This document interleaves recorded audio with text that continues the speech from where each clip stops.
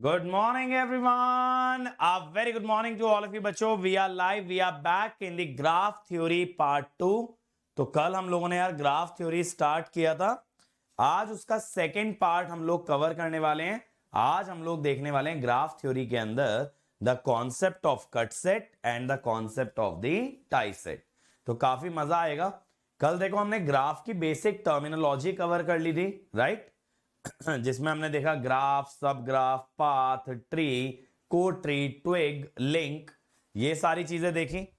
और साथ ही साथ हमने कवर किया था भाई incidence matrix and the reduced incidence matrix. Correct? Incidence matrix और रिड्यूस्ड इंसिडेंस मैट्रिक्स कवर किया था. और हमने देखा था नंबर ऑफ ट्रीज कैसे निकालते हैं using the reduced incidence matrix.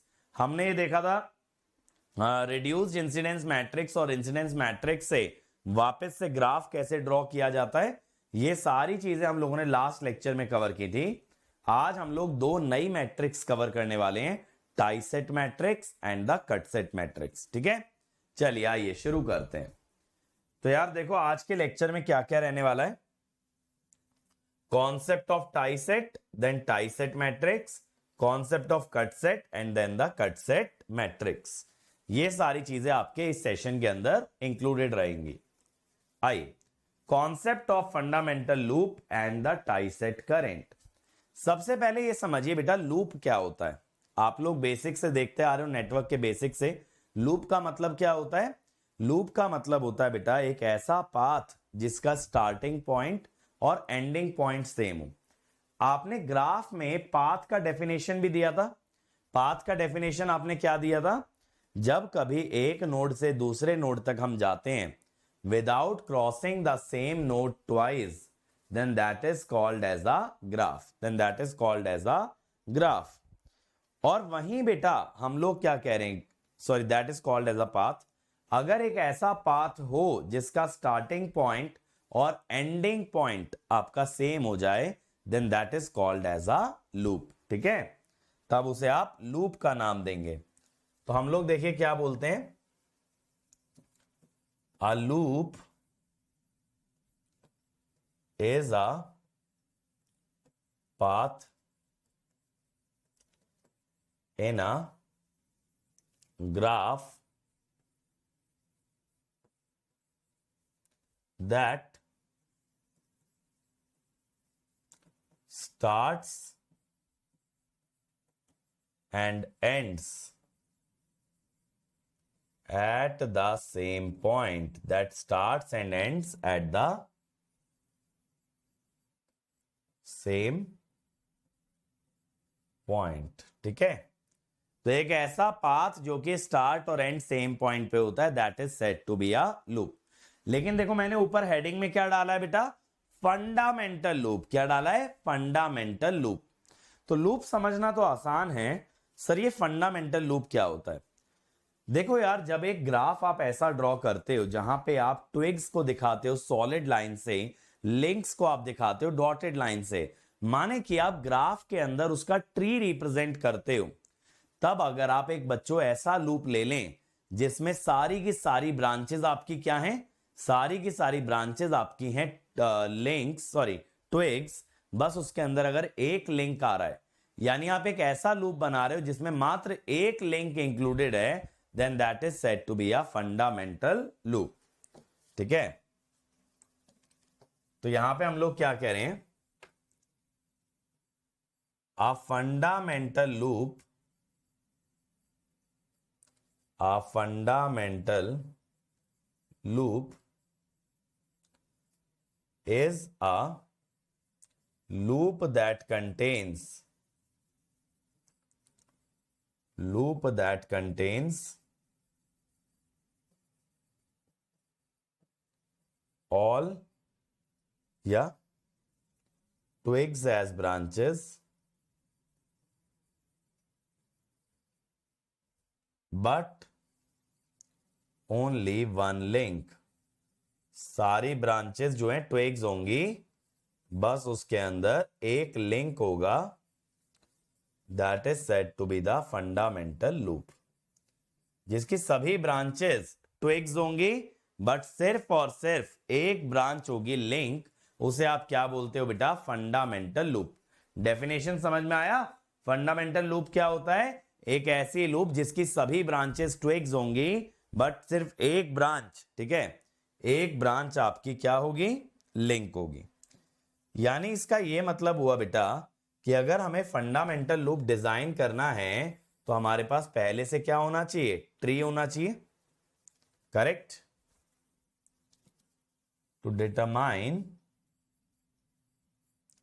तभी तो ट्विग और लिंक की बात होगी। To determine fundamental loop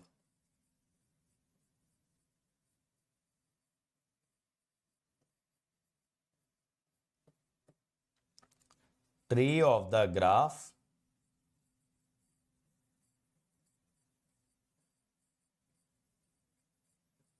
must be known.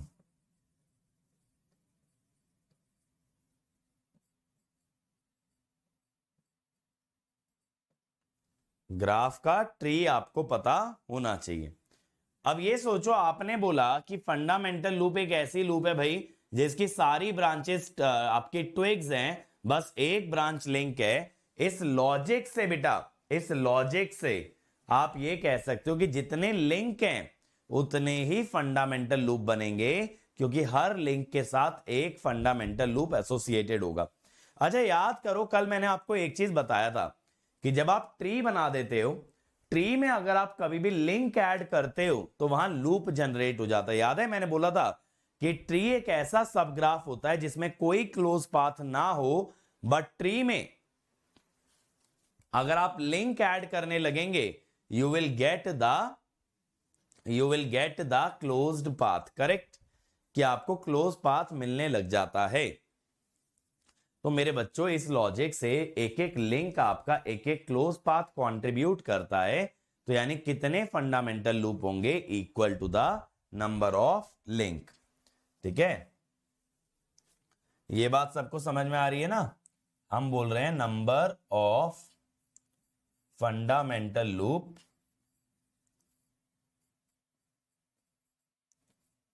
Equal to number of link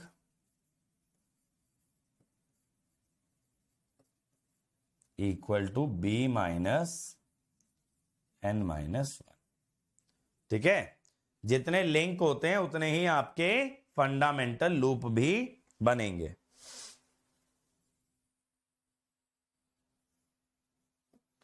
ये बात क्लियर हो गई? ये बात क्लियर है भाई यहां तक? अब फंडामेंटल लूप तो हमको क्लियर है यार, ये टाइसेट करंट क्या चीज है? अब यार देखो, आपका ये जो लूप है ये किस काम में आ रहा होगा, सोच करके देखो। मुझे ये बताओ, हम लोग लूप क्यों बना रहे होंगे? आपको क्या लगता है? हम लूप की बात करें, फंडामेंटल लूप की बात करें, इसके पीछे ऑब्जेक्टिव क्या होगा? क्या फायदा हो रहा है ये बना के? बताओ। नेटवर्क एनालिसिस के अंदर मुझे क्या बेनिफिट हो रहा है ये सारी टर्मिनोलॉजी डिस्कस करके, या ये सारी लूप वूप डिफाइन करके? बेटा बताइए, क्या फायदा है मेरा? अगर आप थोड़ा दिमाग लगाओगे तो आप आंसर करोगे कि सर मैश एनालिसिस में काम आएगा। किस में काम आएगा? मैश एनालिसिस में, क्योंकि मैश के अंदर हमें लूप लगाने होते हैं और लूप के अंदर केवीएल लगाना होता है। करेक्ट? तो बेटा अगर ये मैश में काम आने वाला है तो मैश एनालिसिस के लिए हमें क्या डिफाइन करने पड़ते हैं? Mesh current. याद है सर्कुलेटिंग करंट डिफाइन करते थे, जो गोल गोल घूमते रहते थे, देवर द मैश करंट। उनको यहां बोला जाता है बेटा टाई सेट करंट। क्या बोला जाता है? Tie set current. तो tie set current is nothing but a mesh current और a loop current that will circulate in the same direction as the link of the graph. जिस link के साथ आप टाई सेट बना रहे हो उस लिंक की डायरेक्शन में आप एक सर्कुलेटिंग करंट मानेंगे, and that current will be called as the tie set current. तो देखिए मैं लिखवाता हूं, क्या मैं बोल रहा हूं कि each fundamental loop, each fundamental loop is associated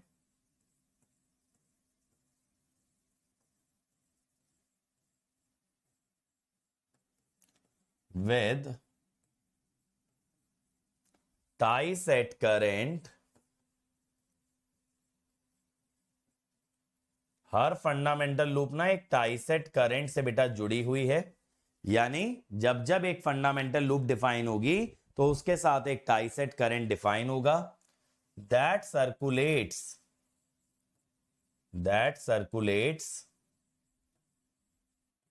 inside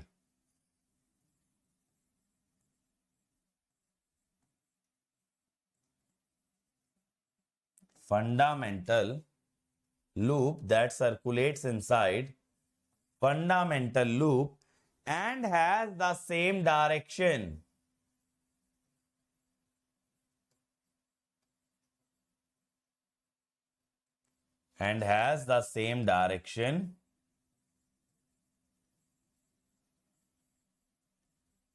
as link of fundamental loop. Direction किसके जैसी होगी बेटा? लिंक के जैसी। जो भी उस लूप में लिंक आ रहा है ना आपका, उसी के जैसी उसकी डायरेक्शन होगी।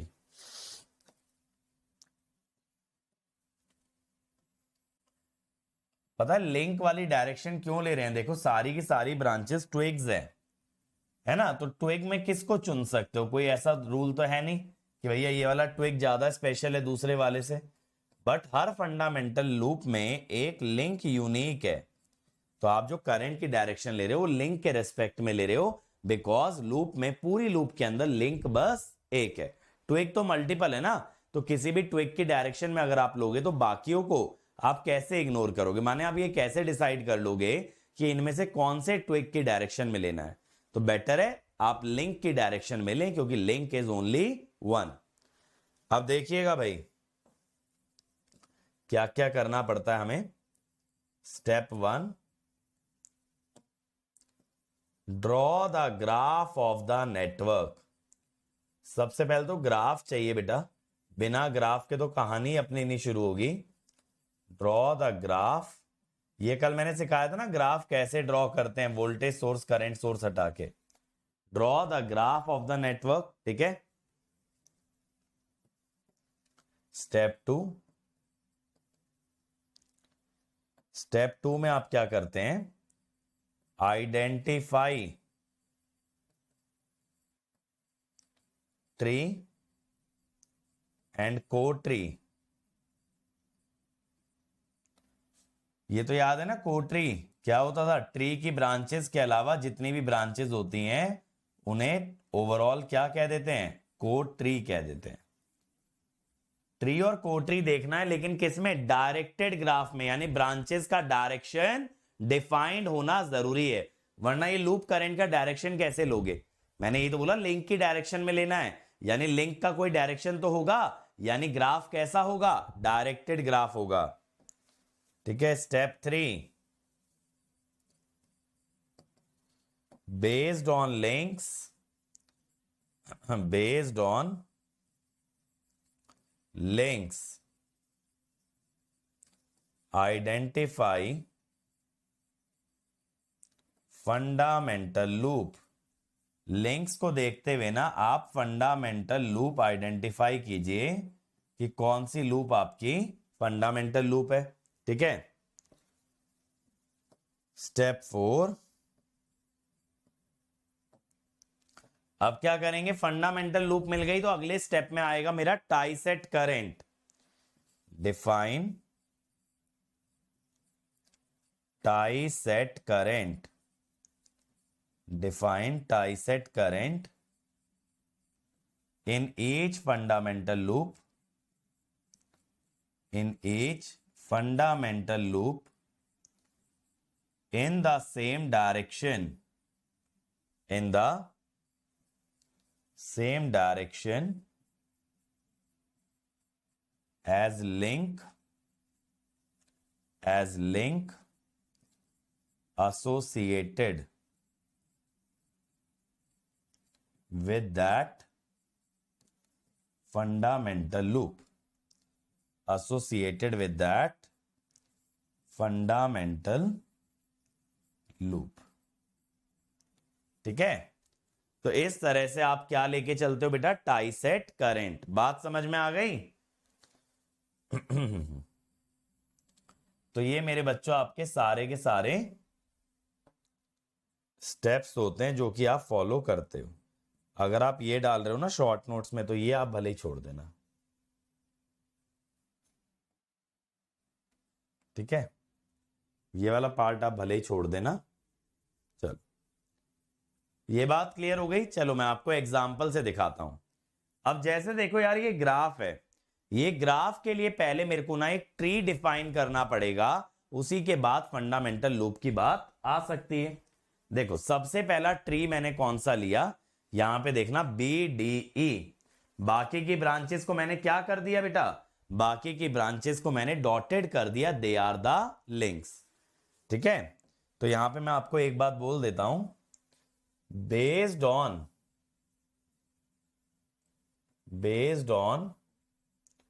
choice of tree, based on choice of tree, fundamental loop and tie-set current will vary। तो सर क्या ट्री हमें अपने आप चूज करना पड़ेगा? नहीं बेटा, अगर किसी भी एग्जाम में आपसे इसके बारे में बात करता है तो वो पहले आपको ट्री डिफाइन करेगा, वरना क्या होगा, हर बच्चे का आंसर अलग अलग आएगा भाई, किसी का भी आंसर सेम नहीं आ सकता। अब आप ये देखिएगा, आपने क्या किया, आपने एक ट्री डिफाइन किया।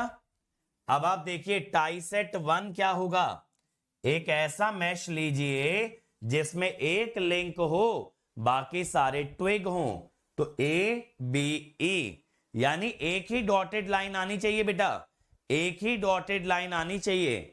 तो ABE आपने क्या लिया, ABE, समझे? इसमें एक ही आपका लिंक आ रहा है, दैट इज A। अब ऐसे ही मेरे बच्चों आपने टाई सेट 2 और 3 क्या लेने हैं, 3 लिंक है ना, तो 3 टाई सेट बनाने पड़ेंगे।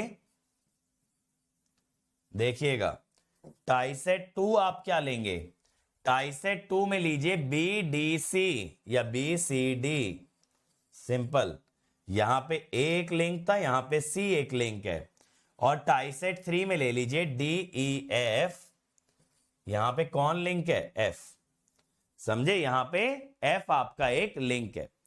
अब ये जो करंट्स की डायरेक्शन लेनी है, लिंक की डायरेक्शन में लेनी है, यानी I1 की जो डायरेक्शन होगी वो A की डायरेक्शन में होगी। किसकी डायरेक्शन में होगी, A की डायरेक्शन में। ऐसे ही I3 की जो डायरेक्शन है that is same as F, I2 की जो डायरेक्शन है that is same as C, समझे? तो ये जो करंट्स की डायरेक्शन लेनी है that should be in the same direction as the link associated with that tie set. मुझे बताओ, ये समझ में आया? समझ में आए फंडामेंटल लूप कैसे चूज की गई और करंट कैसे लिए गए हैं? बताओ जल्दी से बोलो, ये समझ में आया? फंडामेंटल लूप और करंट कैसे लेने हैं, जल्दी से बताइए भाई।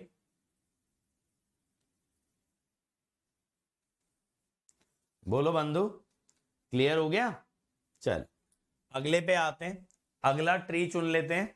चलो इतने आप अपने मन में डिसाइड करो कौन कौन से टाई सेट हैं और मुझे बताना स्टार्ट करो। देखो जरा कौन कौन से टाई सेट होंगे इसमें, बोलो। पहला टाई सेट कौन सा लूं, जल्दी बोलो।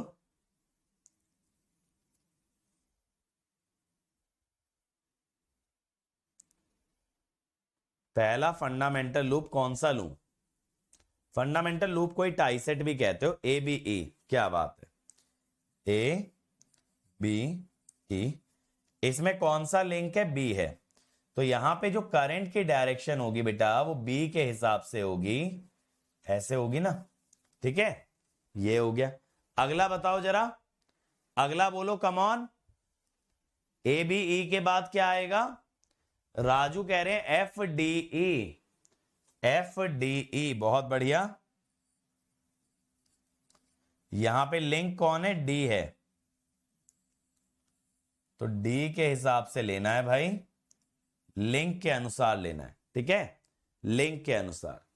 फिर T3 कौन सा है, बताओ T3 कौन सा है? Yes, AFC।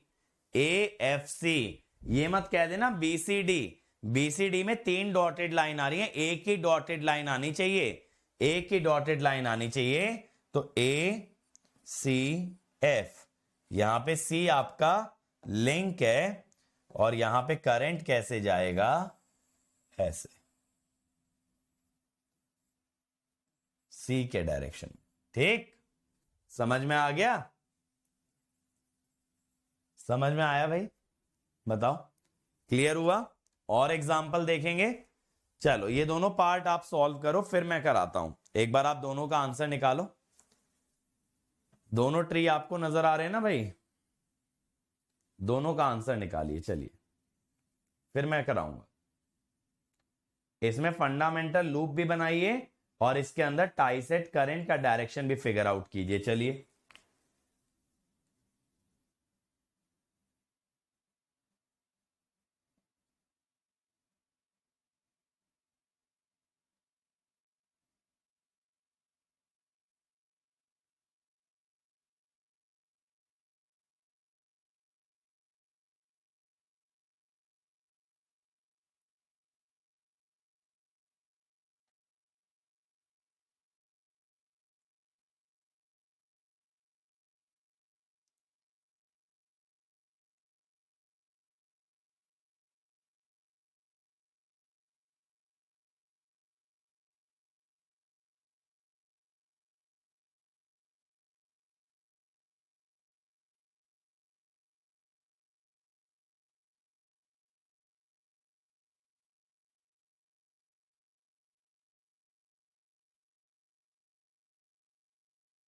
निकालें, चलो देखें।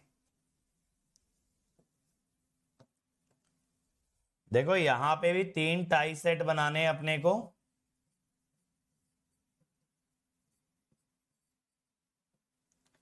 टाई सेट 1 बोलिए भाई, टाई सेट 1 बोलिए। इसमें सबसे पहले क्या लें? अगर मैं पहले B के साथ लेता हूं, B के साथ क्या लेंगे? ABDF, ABDF। अब इसका जो टाई सेट करंट होगा वो B के डायरेक्शन में होगा।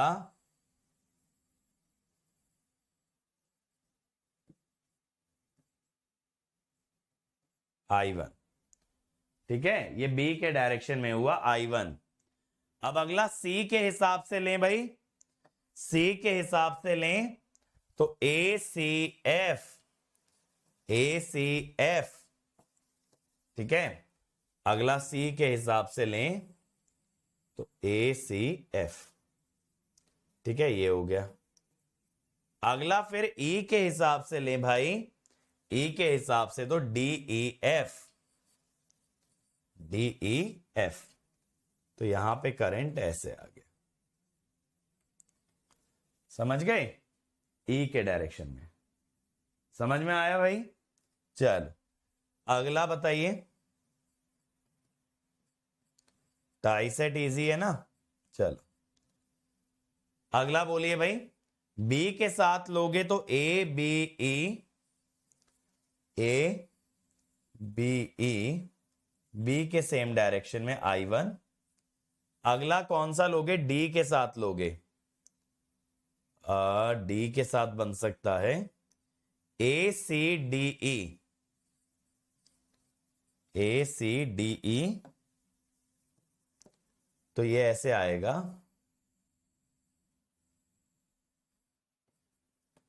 D के सेम डायरेक्शन में।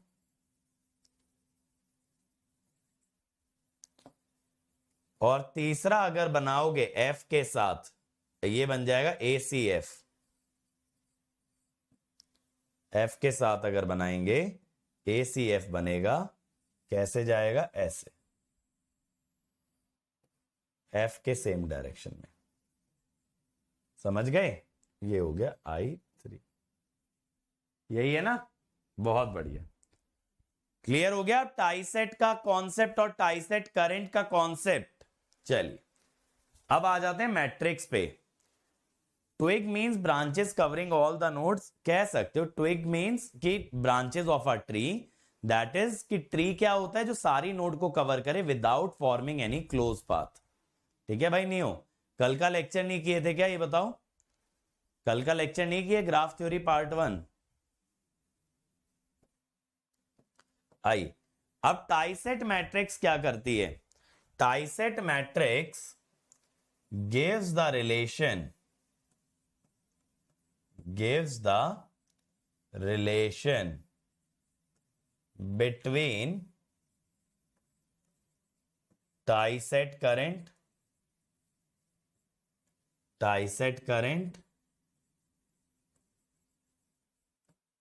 and branch current,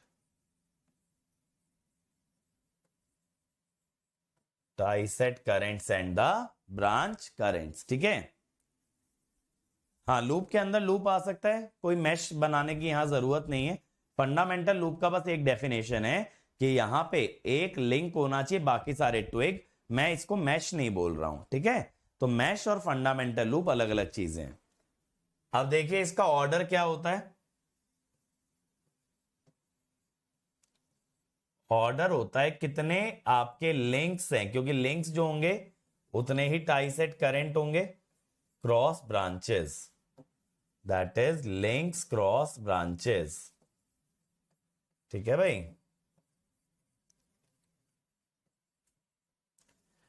अब यहां पे अगर इस मैट्रिक्स के एलिमेंट को, अगर आप इस मैट्रिक्स के एलिमेंट को बोलेंगे बी आई जे,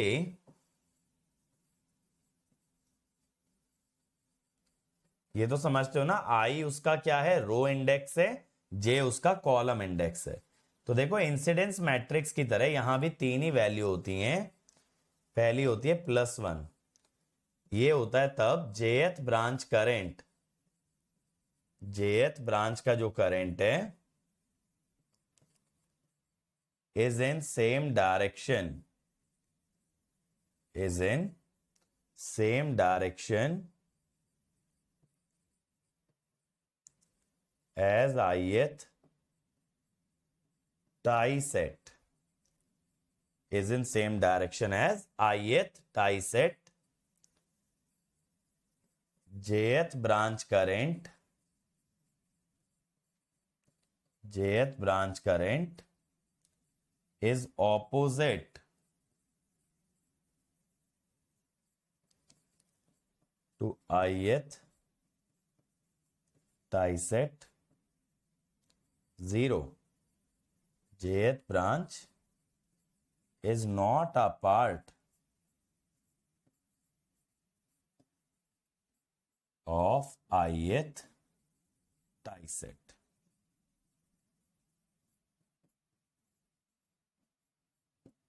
ठीक है, अगर jth ब्रांच उस टाई सेट का हिस्सा ही ना बने तब आप 0 डालेंगे, ब्रांच करंट और टाई सेट का करंट पैरेलल हुआ तो 1, ब्रांच और टाइसेट का करंट अपोजिट हुआ तो -1।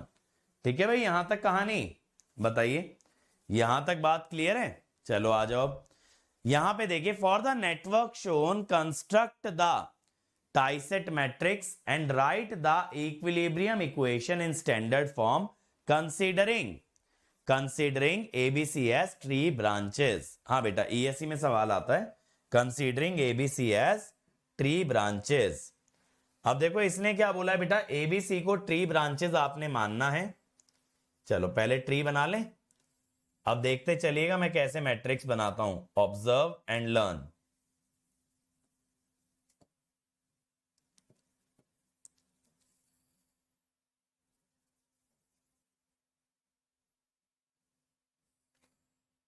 ठीक है, ये लिंक हो गए आपके, डायरेक्शन देख लेते हैं, ये सी, ये ए, ये बी, ये डी और ये अपना ई। ठीक है, अब मुझे ना इसमें टाई सेट बताना अल्फाबेटिकल ऑर्डर में, यानी पहले डी वाला टाई सेट बताओ फिर ई वाला, बोलो जल्दी से। टाई सेट कौन कौन से होंगे? टाई सेट 1 डी वाले का बताइए, टाई सेट 2 ई वाले का बताइए। चलिए टाई सेट 1 और 2 बताइए, एक डी वाले का एक ई वाले का। जल्दी से। डी वाले का क्या आएगा? एडीसी। ई वाले का क्या आएगा ये बोलिए? ई वाले का क्या आएगा? सी A be. C A D E नहीं, सी ए बीई। बीई डी में तो बेटा दो लिंक्स आ गए ना राजू। बी डी में तो दो लिंक्स आ गए, लिंक तो एक ही अलाउड है। तो सी ए बीई लोगे। क्या लोगे? C A B E. ठीक है, B E D is not allowed. अब यहां पे देखिएगा, ये हो गया I1 डी के अनुसार, और ये ई के अनुसार ऐसे आ गया I2। करेक्ट, एक I1 आ गया, एक I2 आ गया। अब मैट्रिक्स बनानी है भाई। मैट्रिक्स बनाने के लिए क्या करना है?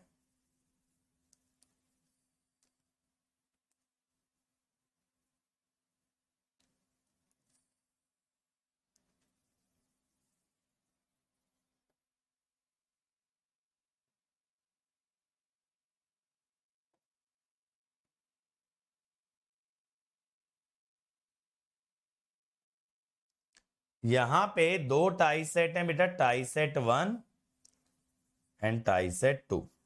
और कितनी ब्रांचेज हैं? 5 ब्रांचेज हैं, ए बी सी डी और ई। ठीक है, अब ध्यान से देखिएगा बेटा, अगर आप टाई सेट 1 देखोगे एडीसी, ये पिंक वाला एरो देखो क्लॉकवाइज जा रहा है। पिंक वाला एरो देखो क्लॉकवाइज जा रहा है। ए और ये सेम डायरेक्शन में है, तो यहां पे +1। फिर सॉरी सी, ओहो, सी और ये वाला एरो सेम डायरेक्शन में, तो सी पे +1। ए और पिंक एरो भी सेम डायरेक्शन में, +1।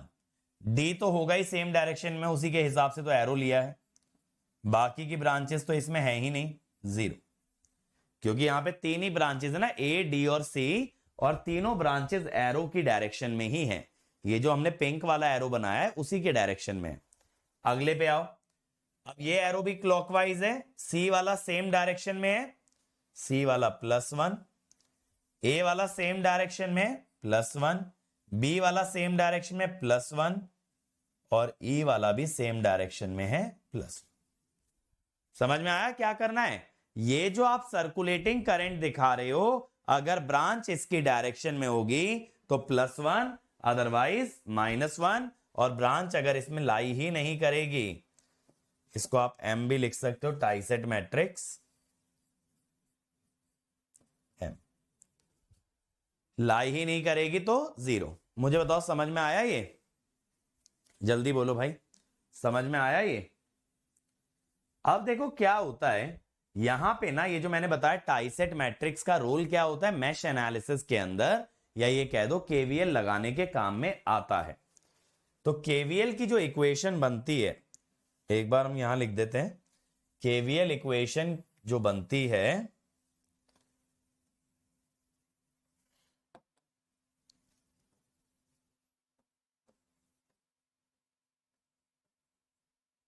वो ये होती है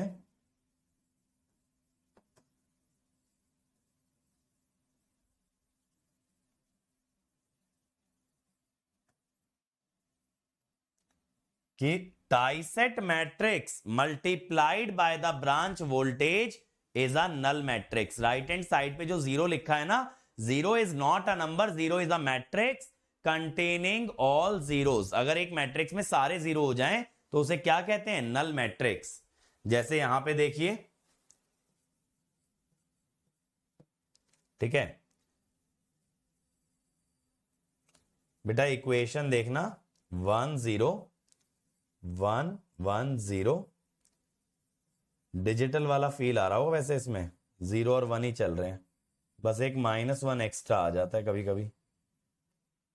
अब यहां 5 ब्रांचेस हैं VA, उनका voltage VB, VC, VD, VE। 0 0। Sir आपने 2 ही 0 क्यों डाले? 2 क्रॉस 5, 5 क्रॉस 1, दोनों का प्रोडक्ट क्या आएगा? 2 cross 1। 2 cross 5 into 5 cross 1 is 2 cross 1। अब यहां पे देखिए जरा, आप लगाएंगे अगर केवीएल, सॉरी अगर आप मैट्रिक्स मल्टीप्लाई करेंगे, VA plus VC plus VD equal to 0, A plus B plus C plus E is again 0। तो ये आपकी केवीएल की इक्वेशन आ गई मैट्रिक्स मल्टीप्लाई करके। That is how this method can help you in the mesh analysis. Mesh analysis. दूसरा पता है इसका क्या फायदा होता है? Can also be used to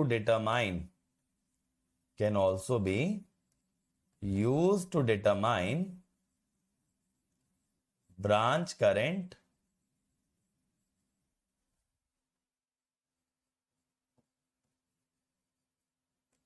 using tie set current।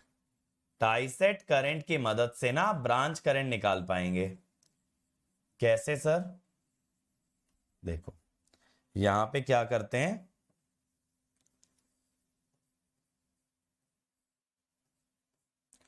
M transpose into tie set current equal to branch current.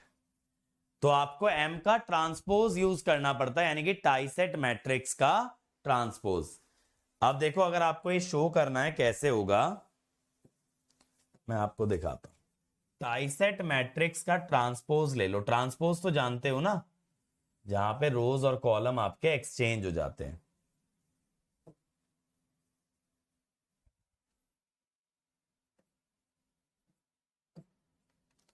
One one zero one one one,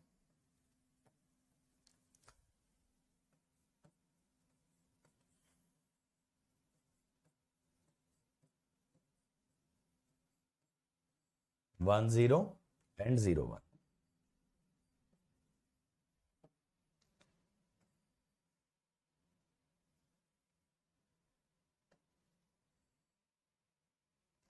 अब tie set में आपने दो करंट माने थे, एक I1 और एक बेटा I2। अब यहां पे अगर आप देखेंगे तो ये 5 cross 2 into 2 cross 1, it will result in a 5 cross 1 matrix. यहां पे आपके पास करंट्स क्या क्या आएंगे देखो, IA, ये ब्रांच वाले करंट्स, IC, ID, IE। तो देखो जैसे IA निकालना है तो IA दो लूप का हिस्सा है, उन दोनों लूप के करंट का सम आ गया। IB जो है एक ही मैश में है, उसका करंट आ गया। IC दोनों मैश में है, दोनों का करंट ऐड होके आ गया। ID एक ही लूप में है इसीलिए एक ही आया, और IE भी एक ही लूप में एक ही आया। देखो जरा, IA में से दो करंट जा रहे थे ना, I1 I2, तो सम हो गया। C में से दो करंट जा रहे थे, सम हो गया। B में बस I2 है, E में बस I2 है, और D में बस I1 है। तो ऐसा करके आपको क्या मिल गया? आपको मिल गया ब्रांच करंट। समझ में आया टाई सेट मैट्रिक्स का खेल? दो पर्पस है, केवीएल लगाने में मदद करता है, और टाई सेट करंट से ब्रांच करंट निकालने में भी मदद करता है। अब अगले कॉन्सेप्ट पे आते हैं बेटा, the concept of cut set. मुझे बताओ टाई सेट सबको क्लियर है? टाई करने का मतलब क्या होता है? बांधना। तो आप ये समझ लो, ये बांध करके क्या बना रहा था? लूप। अब हम देखेंगे कट सेट। कट सेट का मतलब है काटना, ठीक है, कट करना। कट सेट का मतलब क्या होता है? कट करना। क्लियर यहां तक? अब देखो क्या होता है, कट सेट का मतलब होता है एक ऐसा सेट ऑफ ब्रांचेस जिन्हें अगर ग्राफ में से डिलीट कर दिया जाए तो ग्राफ दो हिस्सों में बट जाएगा। और यहां पे ध्यान देना, मैं ऐसा नहीं बोल रहा हूं दो बराबर हिस्सों में बट जाएगा, मैं कह रहा हूं कट सेट एक ऐसा सेट ऑफ ब्रांचेस है जिसे अगर ग्राफ में से डिलीट कर दें तो ग्राफ दो हिस्सों में बट जाता है। दे मे और मे नॉट बी आइडेंटिकल। दो बराबर हिस्से भी हो सकते हैं और नहीं भी हो सकते। तो हम लोग क्या लिखते हैं? Cut set is a set of branches. Cut set is a set of branches which when removed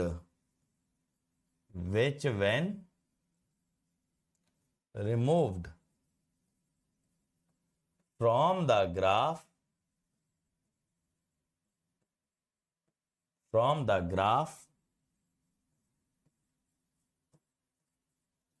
will divide the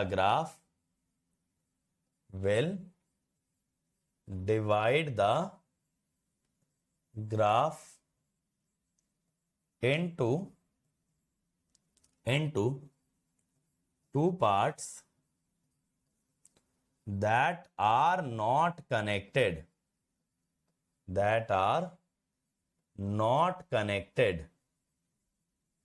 to each other, ऐसे दो पार्ट जो कि एक दूसरे से कनेक्टेड ना हो, एंड may और may not be identical। बहुत बच्चों को लगता है ना बराबर हिस्सों में बांटना, ऐसा नहीं है। ये ब्रांचेस डिलीट करने से मेन चीज ये होती है कि ग्राफ दो हिस्सों में बट जाना चाहिए जिन दो हिस्सों के बीच कुछ भी कॉमन ना हो। जिन दो हिस्सों के बीच बेटा कुछ भी कॉमन ना हो तो that is your cut set. समझ आया? कट सेट का मतलब क्या अभी ड्रॉ करके दिखाऊंगा, बट बेसिक डेफिनेशन क्लियर हुई। ये वो ब्रांचेस का ग्रुप है जिन्हें डिलीट कर देने से ग्राफ दो हिस्सों में डिवाइड होता है। उन दो हिस्सों का आपस में कोई लिंक नहीं होता है, कोई जुड़ाव नहीं होता है, और वो आपस में एक जैसे भी हो सकते हैं और डिफरेंट भी हो सकते हैं। तो सर ये कट सेट कितने होते हैं? कट सेट का बेटा देखो कोई फॉर्मूला हमारे पास नहीं होता है। अगर सिंपल हम कट सेट की बात करें ना, तो number of cut set is equal to number of ways in which graph can be divided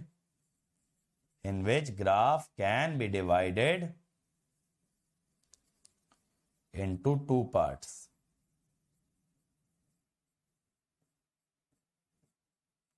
कितने तरीके से ग्राफ को आप दो हिस्सों में बांट सकते हो, वही होता है आपका नंबर ऑफ कट सेट। ठीक है भाई, ये बात क्लियर? चलो जी, ठीक है। तो आप देखो, आपको दिखाते हैं कि कट सेट बनता कैसा है। ये बोल रहा है for the network graph shown below the proper cut set is. मैं एक काम करता हूं, नोड्स को भी नंबरिंग कर देता हूं बेटा, 1 2 3 और 4। अब जैसे देखो, अगर आप ए और डी ब्रांचेस हटा दो, जैसे आप देखो आप ए और डी ब्रांचेस हटा दो,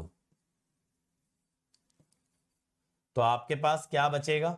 ये नोड 1 अलग हो गई और ये 2 3 4 आपस में अलग हो गए। हमेशा ऐसा मत सोचना एक नोड अलग करनी होती, तुम लोग क्या है ना तुरंत कंक्लूजन निकाल लेते हो। ऐसा नहीं है कि एक और बाकी के अलग करने हैं, ये एक तरीका है, वन ऑफ द वेज है। ठीक है, ऐसे देखो कट सेट 2 में भी मैं यही काम करता हूं। मान लो मैं 2 को अलग कर लेता हूं, तो बी डी ई डिलीट कर देने से क्या होगा? 2 वाली नोड अलग हो जाएगी और बाकी 1 3 4 जुड़े रहेंगे भाई।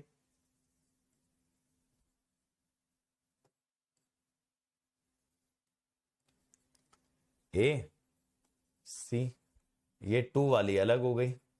अब मैं आपको दूसरा तरीका दिखाता हूं, कट सेट 3। अब मैं कहता हूं ए बी ई, वरना आपको लगेगा सर एक ही नोड को अलग कर रहे हैं। ए बी ई डिलीट कर दो, कौन कौन सी ब्रांचेस बचेंगी बेटा? एक 1 और 2 के बीच में बचेगी डी, एक 3 और 4 के बीच में बचेगी सी। दो हिस्से हो गए, दोनों हिस्सों में आपस में कोई कनेक्शन नहीं है। और क्या कह रहे हो? सी B E, A B C काट सकते हो, चौथी अलग हो जाएगी। और क्या काट सकते हो?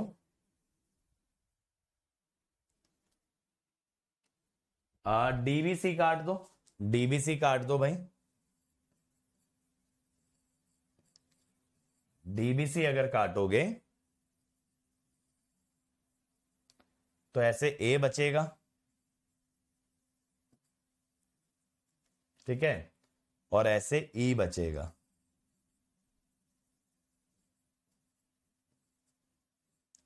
समझ गए ना कट सेट कैसे बनता है? बताओ, ये बात समझ में आ गई? आप चाहे तो एक नोड को अलग कर लो, जैसे यहां 4 हैं तो 3 और 1 में डिवाइड कर दो, एक तरफ 3 नोड आ जाए, एक तरफ 1 नोड आ जाए, आप 2 और 2 में डिवाइड कर दो। 4 को तो ब्रेक करने का यही तरीका होता है ना, 1+3 या फिर 2+2, करेक्ट? तो इस तरीके से आप डिवाइड करते जा सकते हो। बात समझ में आ गई सबको? बताओ भाई।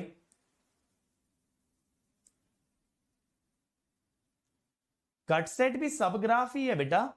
सब ग्राफ में ये तो कंडीशन नहीं होती ना न्यू भाई कि सारी ब्रांचेस लेनी है, तो हम कुछ ही ब्रांचेस ले रहे हैं, बट हम इस तरह से ले रहे हैं कि ग्राफ 2 पार्ट में डिवाइड हो जाए। बट बेसिक डेफिनेशन इसका ये होता है कि ग्राफ में से कुछ ऐसी ब्रांचेस को आप डिलीट कर दो जिससे ग्राफ 2 पार्ट्स में डिवाइड हो जाए। अब आ जाओ भाई फंडामेंटल कट सेट। जैसे आपने फंडामेंटल लूप की बात की थी ना, लूप का मतलब तो क्या था? कोई भी क्लोज पाथ। फंडामेंटल लूप एक ऐसी लूप थी बेटा जिसमें सिर्फ एक लिंक था और बाकी के ट्विग थे। तो कट सेट जो होता है टाई सेट का डुअल होता है, ट्विग जो होता है वो लिंक का डुअल होता है। अब सोचो फंडामेंटल कट सेट क्या बोलोगे? फिर से सुनो, टाई सेट में, फंडामेंटल टाई सेट में बोला ऐसा ग्रुप जिसमें एक लिंक हो और बाकी के ट्विग्स हो। कट सेट उसका डुअल है, तो आप क्या बोलोगे? ऐसा सेट ऑफ ब्रांचेस जिसमें एक ट्विग हो और बाकी के सारे लिंक्स हो। ठीक है, ये समझ में आया? इसका डुअल है ये टाई सेट का। A fundamental cut set is a cut set containing only one twig,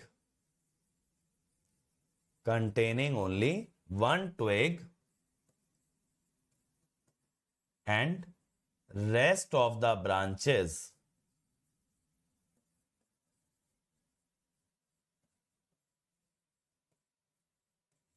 are links।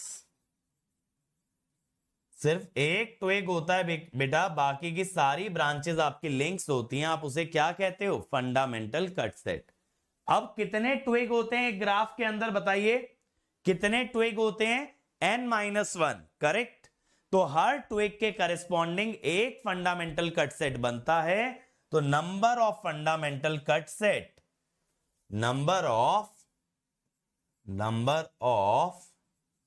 Fundamental cut set is equal to number of twig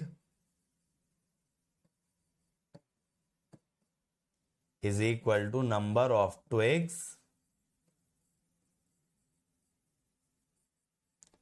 is equal to n-1 is equal to n-1। ठीक है, तो जब भी आप fundamental cut set बनाएंगे, जैसे आपने tie set में बोला था ना, आपको पहले से ट्री पता होना चाहिए, और अगर आप ट्री बदल देंगे एक ग्राफ का तो आपका फंडामेंटल कट सेट भी बदल जाएगा।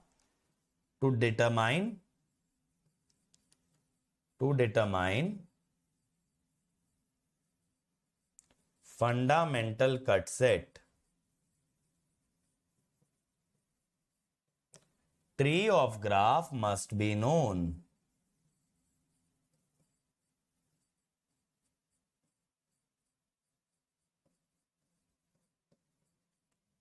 आपका ग्राफ का ट्री आपको पहले से मालूम होना जरूरी है। अगर ट्री पता है तभी आप फंडामेंटल कट सेट बना सकते हैं। बात क्लियर हो गई भाई? इतनी बात क्लियर हुई?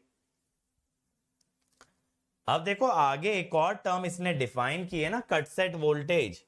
फंडामेंटल कट सेट क्लियर है? सिर्फ वही ब्रांचेस को डिलीट करें जिसमें एक ट्विग हो और बाकी के सारे आपके लिंक्स हो। ये कट सेट वोल्टेज क्या है? अब देखो मैंने क्या बताया बेटा कि cut set is nothing but the dual of tie set.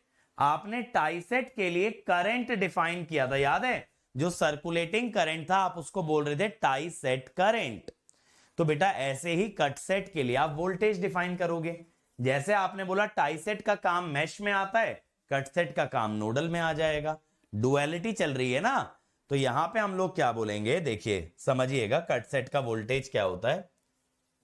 Each cut set is treated as an equipotential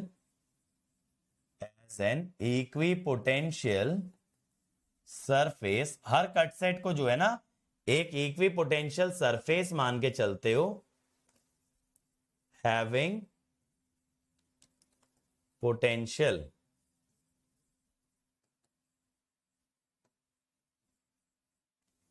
equal to cut set voltage.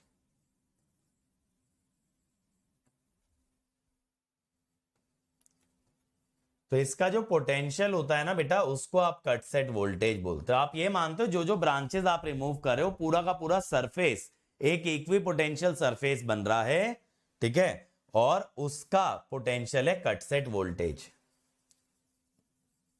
और डायरेक्शन ऑफ कट सेट, जैसे टाई सेट का भी डायरेक्शन लिया था ना, direction of cut set is same as direction of twig. Direction of twig, क्योंकि हर एक फंडामेंटल कट सेट के अंदर एक ही ट्विग आता है, तो उसी की डायरेक्शन का यूज करना है। जैसे टाई सेट में आपने बोला था ना, टाई सेट करंट का जो डायरेक्शन लेंगे वो लिंक के डायरेक्शन में लेंगे, ऐसे बेटा कट सेट का जो डायरेक्शन लेंगे वो ट्विग के डायरेक्शन में लेंगे। ठीक है, समझ में आ रही है डुअलिटी? बताइए जल्दी से बोलिए भाई, डुअलिटी समझ में आ रही है? अब जैसे ये ग्राफ है, इसके लिए मुझे कट सेट डिफाइन करने हैं, इस ग्राफ के लिए कट सेट डिफाइन करने हैं, तो हम लोग क्या बोलेंगे? कट सेट नहीं, fundamental cut set, fundamental cut set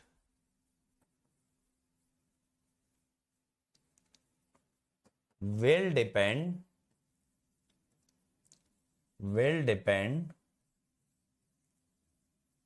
on the choice of tree।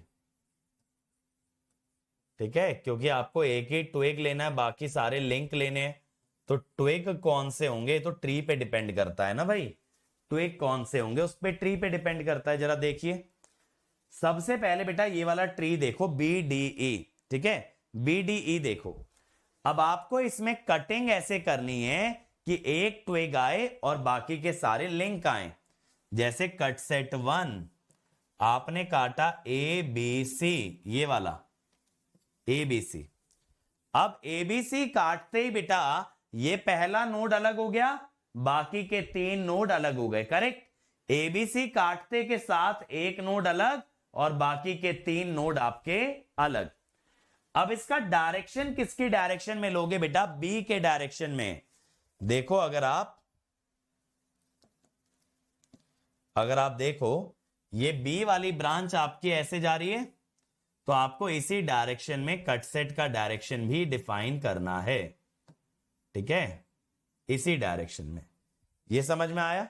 जो आपके ट्विग का डायरेक्शन है वही डायरेक्शन कट सेट का होगा, वही डायरेक्शन आपका कट सेट का होगा। कट सेट 2 देखिए, कट सेट 2 में बेटा ये नीचे वाला ले लो, यहां पे AEF आपने काटा, जिससे आपका नीचे वाला नोड अलग हो गया और बाकी के 3 नोड अलग। नीचे वाले नोड को आपने अलग कर लिया। अब इसका डायरेक्शन E के डायरेक्शन में लेना।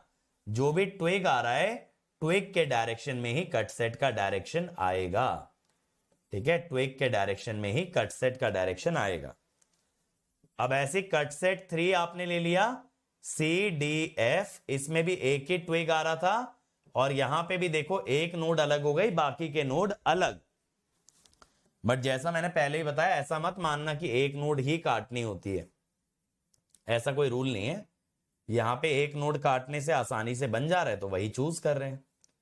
ये देखो, जो ट्विग की डायरेक्शन है वही आपके कट सेट की डायरेक्शन है। समझ में आ रहा है? अब ऐसी एक और ट्री का एग्जांपल ले लेते हैं भाई। यहां पे भी कट सेट 1 में आपने ए बी सी को काटा, ठीक है। अब की बार ए ट्विग था, ए कैसे जा रहा है बेटा, ए अंदर जा रहा है, इनकमिंग, ए अंदर जा रहा है इसके, तो ये भी क्या हो गया, इनकमिंग, ठीक है। अगर आपका ट्विग कट सेट के अंदर जा रहा है तो अंदर की तरफ ही कट सेट का डायरेक्शन होगा। ऐसी कट सेट 2 ले लो बेटा, यहां पे क्या है, सी डी एफ। अब ये देखो ये अंदर की तरफ जा रहा है, तो ये भी अंदर की तरफ डायरेक्शन होगा। कट सेट 3 ले लीजिए आप, आपने कट सेट 3 लिया, B C D E, B C D E, जिससे ना आपने बीच वाली नोड अलग कर ली। अब ये ई कैसे जा रहा है बेटा, बाहर जा रहा है, तो कट सेट का डायरेक्शन भी बाहर की तरफ होगा। ई अगर कट सेट से बाहर जा रहा है तो कट सेट का डायरेक्शन भी बाहर की तरफ ही लेंगे, ठीक है। ऐसे ही देखो और एग्जांपल, जैसे ये देखो कट सेट 1, इस ट्री के अंदर ए बी सी, ए अगर अंदर जा रहा है तो ये अंदर ही आ रहा है, ठीक है। ऐसी कट सेट 2, ये हो रहा है C B E F, C B E F, इससे क्या हो रहा है, ये डी अलग हो जा रहा है, ए अलग हो जा रहा है। अब इसमें एफ जा रहा है इस तरफ, तो कट सेट का डायरेक्शन भी इसी तरफ लोगे आप बेटा। C3 आपने बी ई डी कर दिया, जिससे बीच का नोड अलग हो गया। इसमें ई जा रहा है बाहर, सॉरी ई तो हमारा ट्री का हिस्सा नहीं है, डी जा रहा है अंदर, तो ये कट सेट का डायरेक्शन भी कैसा हुआ, इनवर्ड्स। ये कट सेट का डायरेक्शन भी हुआ इनवर्ड्स, ठीक है। अब यहां पे आ जाओ भाई, यहां पे cut set 1 C D F, इसमें सी ट्विग है जो अंदर की तरफ जा रहा है, तो कट सेट भी अंदर की तरफ है, ठीक है। अगला ले लो ए बी डी एफ, इसमें ए एक ट्विग है अंदर जा रहा है, तो कट सेट भी अंदर की तरफ लोगे। और तीसरा डी ई बी या बी डी ई, इसमें ई बाहर की तरफ आ रहा है, तो एक कट सेट की डायरेक्शन भी बाहर होगी, सिंपल, ठीक है।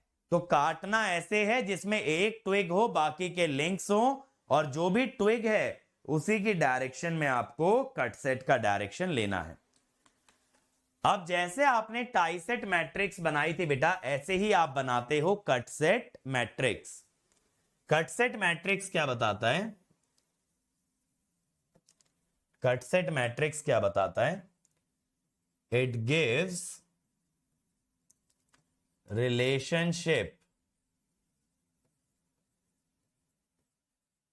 It gives relationship. जैसे वहां किसका रिलेशनशिप था बेटा, टाइसेट करंट और ब्रांच करंट का, ऐसे ही यहां पे रिलेशनशिप मिलता है between cut set voltage, cut set voltage and branch voltage. वहां टाइसेट करंट और ब्रांच करंट था, यहां कट सेट वोल्टेज और ब्रांच वोल्टेज है। आप देख रहे हो नेटवर्क में डुअलिटी कितना स्ट्रांगली एम्बेडेड है। अब कट सेट कितने होते हैं बेटा, कट सेट होते हैं ट्विग्स के बराबर, जितने ट्विग्स होंगे उतने ही फंडामेंटल कट सेट बनेंगे, और ब्रांच तो ब्रांच है, तो इसका जो ऑर्डर होता है वो होता है n-1 cross B, n-1 cross B. अब इसका एलिमेंट कैसे लिखते हैं, इसका एलिमेंट अगर आप डिफाइन करते हो एज सी आई जे, कैसे डिफाइन कर रहे हो, सी आई जे, ठीक है। तो यहां भी बेटा इंसिडेंस मैट्रिक्स की तरह 3 ही एलिमेंट पॉसिबल होते हैं, +1, +1 में क्या होता है, जेथ branch, jth branch has same direction, jth branch has same direction as ith cut set। आपने कट सेट की डायरेक्शन डिफाइन की थी ना, based on twig, -1 jth branch is opposite to ith cut set, 0, jth branch is not a part of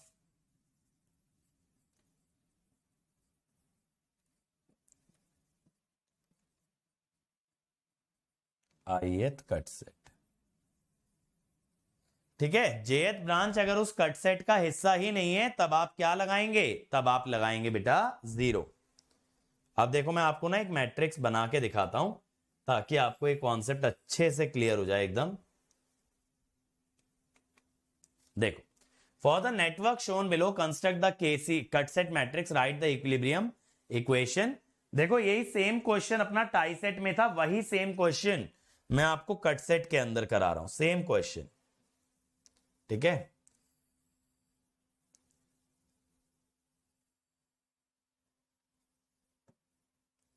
आप लोग को बनाना है बेटा सबसे पहले कट सेट। मैं मैट्रिक्स बनाना सिखाऊंगा बट कट सेट आप लोग बनाएंगे।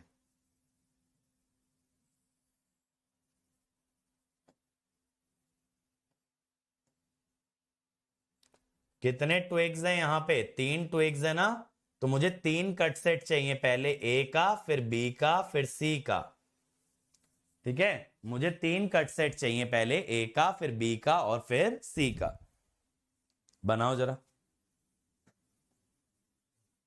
पता करो 3 कट सेट कौन कौन से हैं, फिर मैं आपको कट सेट मैट्रिक्स दिखाता हूं।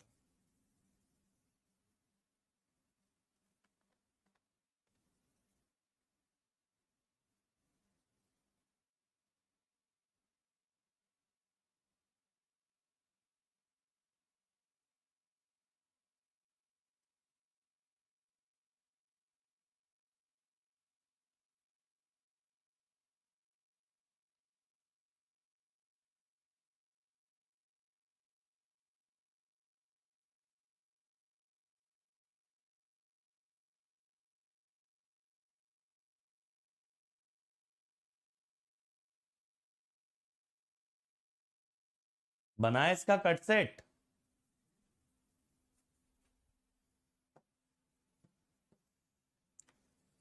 कट सेट 1 ए का बनाओगे तो ए डी ई काट दो, ए डी ई। मैं यहां ड्रॉ भी कर देता हूं, और ए अंदर जा रहा है ना तो एक कट सेट का डायरेक्शन इनवर्ड्स ले लेना।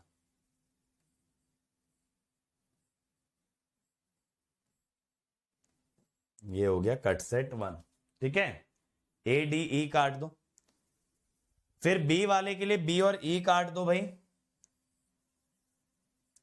इसका डायरेक्शन बी वाले में रख लो, और सी वाले के लिए सी डी ई काट दो,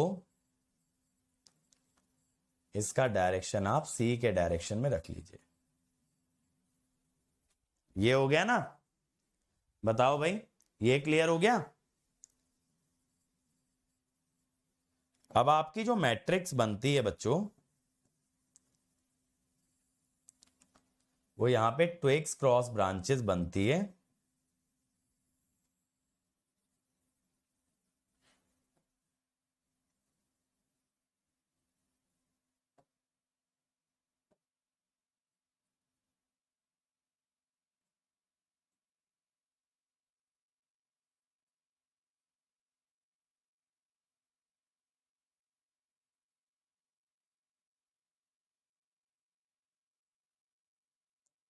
अब देखो कट सेट 1 कौन सा है, ए डी ई। ए अंदर जा रहा है, डी और ई बाहर आ रहे हैं, तो ए पे 1, डी और ई पे -1। फिर से देखो, कट सेट 1 में 3 ब्रांचेस हैं, ए डी और ई। ए अंदर जा रहा है कट सेट के, डी और ई कट सेट से बाहर आ रहे हैं। आप देखो ना डायरेक्शन से अपोजिट ही तो है, डी और ई का डायरेक्शन, तो -1। कट सेट 2 पे आ जाओ, बी ई। बी तो कट सेट की डायरेक्शन में लेकिन ई अपोजिट है, बी कट सेट की डायरेक्शन में लेकिन ई अपोजिट है। फिर सी डी ई, सी कट सेट की डायरेक्शन में, डी और ई अपोजिट हैं, सी कट सेट की डायरेक्शन में है, डी और ई अपोजिट है। तो ये आपकी कट सेट मैट्रिक्स बन गई। इतनी बात समझ में आ गई, ये हो गई कट सेट मैट्रिक्स। अब इसके बाद क्या बोला है, right the equilibrium equation in the standard form. अब जैसे वहां पे आपने केवीएल इक्वेशन बताई थी, ऐसे ही यहां पे केसीएल इक्वेशन क्या होती है, वहां आपने बताया था m into branch voltage is 0 या नल मैट्रिक्स, ऐसे यहां पे C into branch current is a null matrix. ये क्या है आपका ब्रांच करंट, ठीक है, C into branch current is a null matrix. ये केसीएल इक्वेशन बनती है, जैसे मैं यहां पे आपको बना के दिखाता हूं।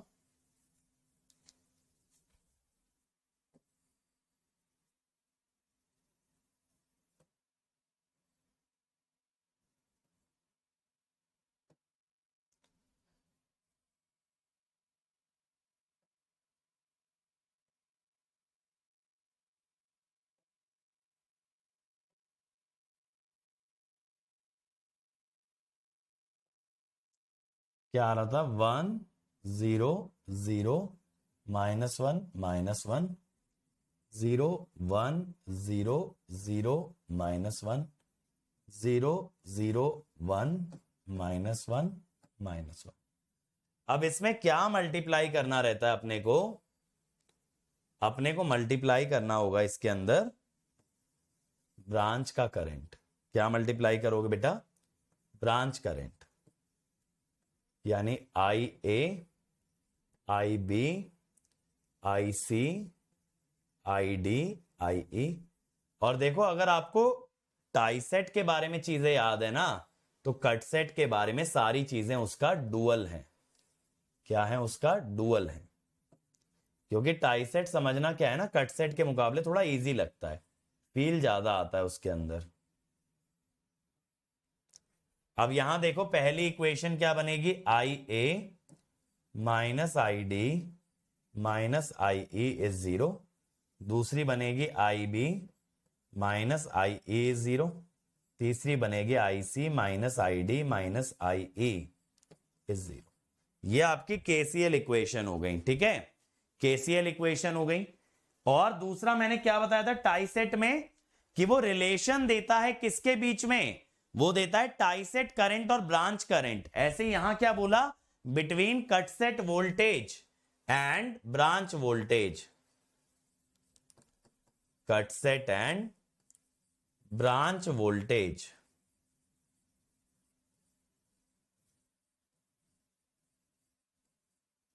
तो यहां रिलेशन ये होता है C transpose into V cut set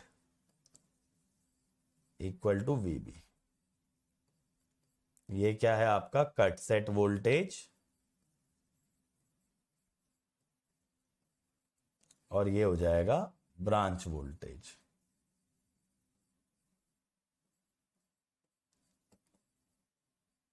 ठीक है, इसको अगर ऐसे आप देखना चाहोगे यहां पे, तो पहले मैट्रिक्स का आप ट्रांसपोज कर लेंगे।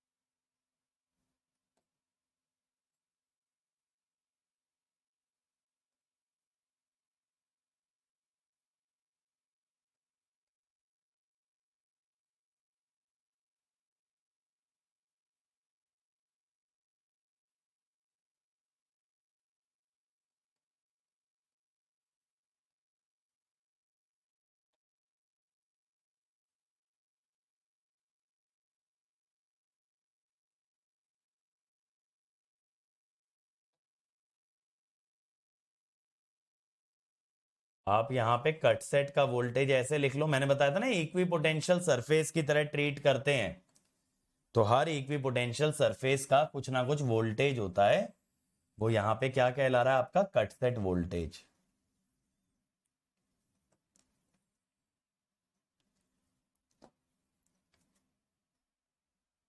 अब ये देखो यहां पे लिखा VA VB VC VD VE। अब यहां पे क्या आएगा, देखो VA आ जाएगा V1 के बराबर, VB आ जाएगा V2 के बराबर, वी सी आ जाएगा V3 के बराबर, VD आ जाएगा -V1 -V2 के बराबर, और V आ जाएगा, ये आपका फंडा होता है in case of your cut set. BDE नहीं होगा, नहीं BDE से क्या हासिल होगा बताओ? 3 ब्रांचेस काट तो दोगे, लेकिन उससे ग्राफ में क्या हासिल होगा? BDE काटा तो A और C बच गया, इधर से B एक नोड बच गया। कोई सेंस नहीं है, BDE काटने को काट सकते हो बट कोई सेंस नहीं है उस चीज में, ठीक है? अननेसेसरी एक ब्रांच एक्स्ट्रा काट रहे हैं वहां।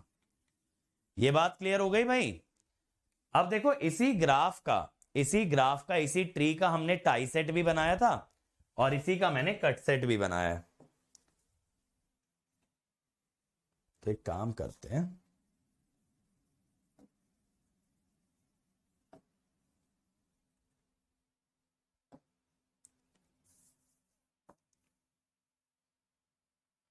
ठीक है?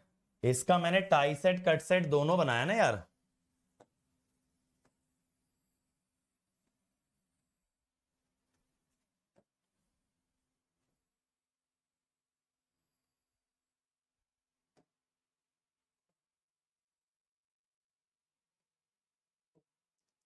ये क्या है आपकी कट सेट मैट्रिक्स है, ठीक है? पीछे हमने इसका टाई सेट भी बनाया था। टाई सेट कितना आया था? ये आया था देखो 10110 11101 10110 11101, याद रखना। टाई सेट मैट्रिक्स क्या आई थी? 10110 and 11101।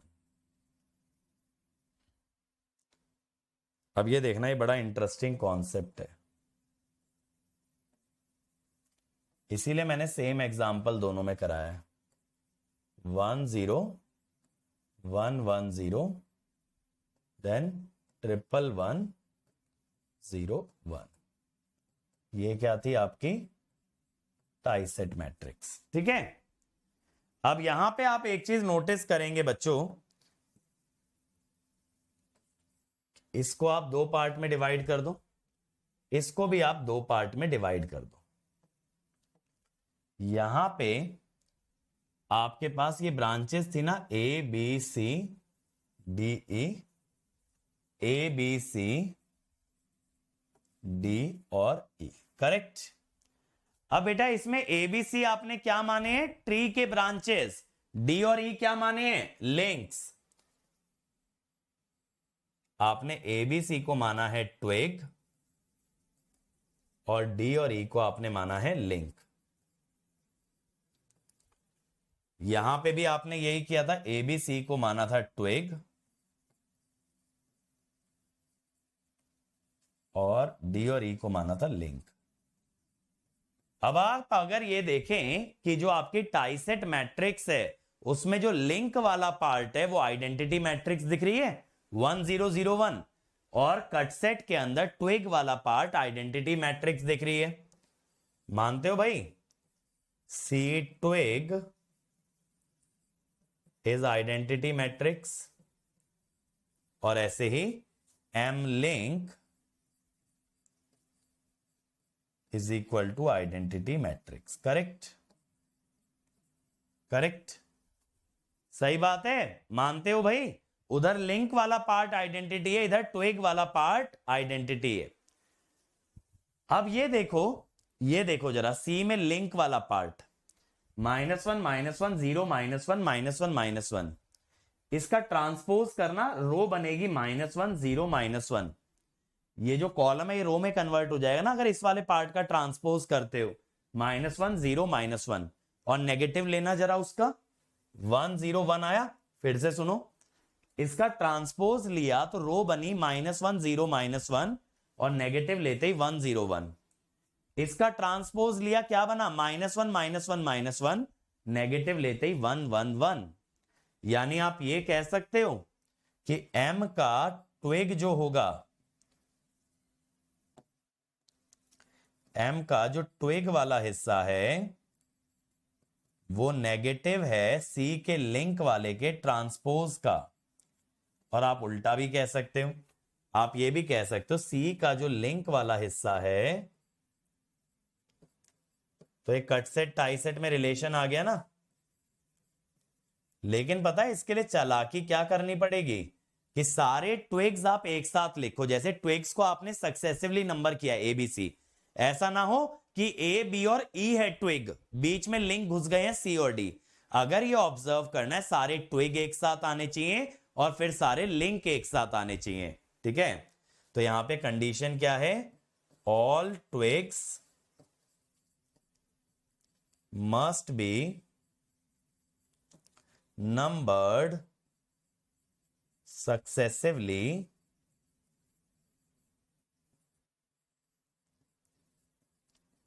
and then links must be numbered successively। वरना आपको ये ऑब्जर्व ही नहीं होगा। बनेगी तो आइडेंटिटी लेकिन बिखर के बनेगी, आपको ऑब्जर्व ही नहीं होगा। जैसे ए बी और सी की जगह ए बी और ई होते ना, तो ये सी वाला जो आपका आ रहा है यहां पे आइडेंटिटी है, ई में घुस गया होता, पता ही नहीं चलता आपको कि आइडेंटिटी बन भी रहा है। आपको आइडेंटिटी तो इसलिए दिख रहा है क्योंकि हमने साथ में उन्हें रखा है, साथ में उनको रखा है। ये समझ में आया कि एक मैट्रिक्स से दूसरी मैट्रिक्स भी बन सकती है। ये दोनों मैट्रिक्स के बीच का रिलेशन होता है। जरा एक क्वेश्चन देखिए, show the cut set and develop the fundamental cut set matrix. Show the cut set and develop the fundamental cut set matrix. मैं आपको बोल रहा हूं एज्यूम, मैं पहले से दे रहा हूं ताकि सभी बच्चों का सेम आंसर आए, 3 4 5 6 एज ट्री। आप 3 4 5 6 को एक ट्री मान के चलिए, फटाफट कीजिए। चलिए चलो भाई फटाफट करो इसको,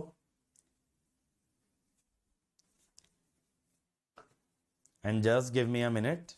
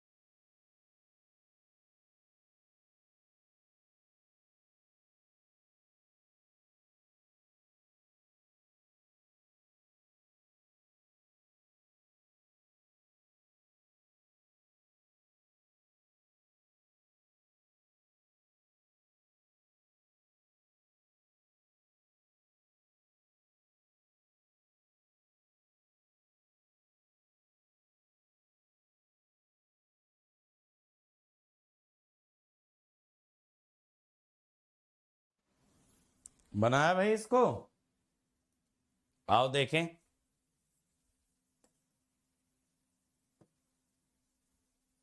थ्री फोर फाइव सिक्स को हमें ट्री मानना है, 5 नोड है ना, इसीलिए 4 ब्रांचेस का ट्री है। ट्री में हमेशा कितनी ब्रांचेस होती हैं? n-1। वैसे ये बताओ, ये चीज फील हुई कि ग्राफ थ्योरी सबसे इजी टॉपिक है आपके नेटवर्क का?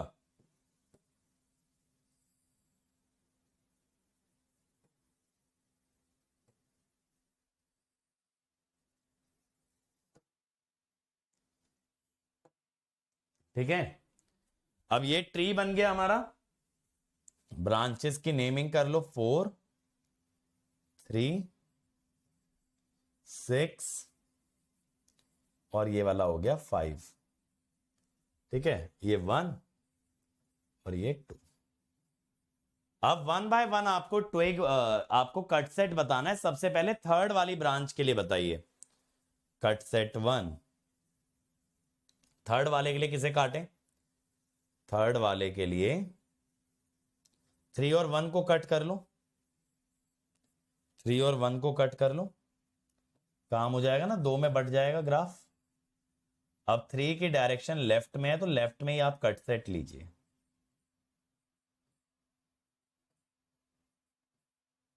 ठीक है, कट सेट 2। अब 4 वाली ब्रांच के लिए देखिए, आप 4 और 1 काट दीजिए, आप 4 और 1 काट दीजिए। 4 अंदर जा रहा है तो इनकमिंग रखिए आप कट सेट। आप 5 वाले के लिए देखिए, 5 वाले के लिए आप ये काट दीजिए, 5 1 और 2।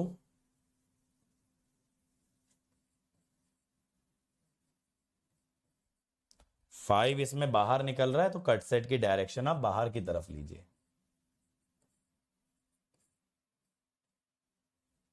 और 6 वाले के लिए, 6 वाले के लिए आपको कट सेट नंबर 4 लेना होगा, 6 1 एंड 2।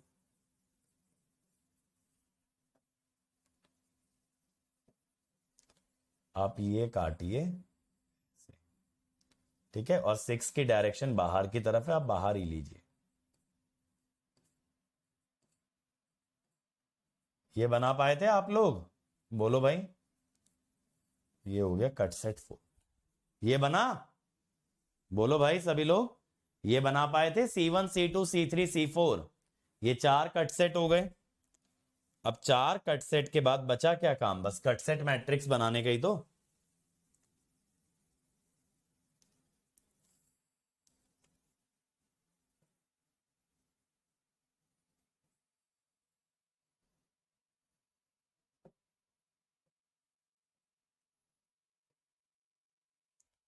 अब यहां पे C1 C2 C3 C4 और ब्रांचेस का नंबर क्या है? 1 से लेके 6 तक, 1 2 3 4 5 6, 1 से लेके 6 तक।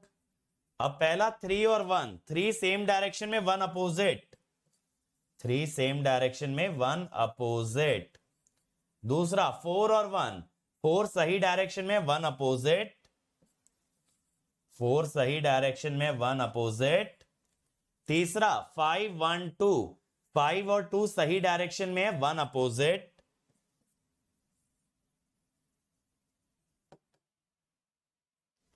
फाइव और 2 सही डायरेक्शन में, 1 अपोजिट। तीसरा 6 1 2, 6 और 2 सही डायरेक्शन में, 1 अपोजिट। अब ये देखो, ये जो इसका ट्विग्स वाला पार्ट है बेटा, ये आ रहा है आइडेंटिटी। ये देखो ना, ये जो ट्विग्स वाला पार्ट है कट सेट का, ये आइडेंटिटी आ रहा है ना, करेक्ट? सर क्या 2 3 6 कट कर सकते हैं? देखो नेहा, जब भी आप कट करेंगे बेटा, कट करके ड्रॉ कर लो।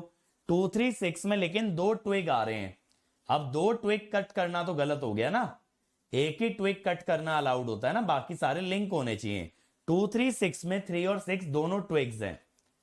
क्लियर हो गया? बोलो भाई, क्लियर हुआ सभी को? चल अच्छा, अब ये बताओ, हमारे पास टाइम बचा है तो एक काम करें, कल का ग्राफ थ्योरी वाला असाइनमेंट डिस्कस कर लें।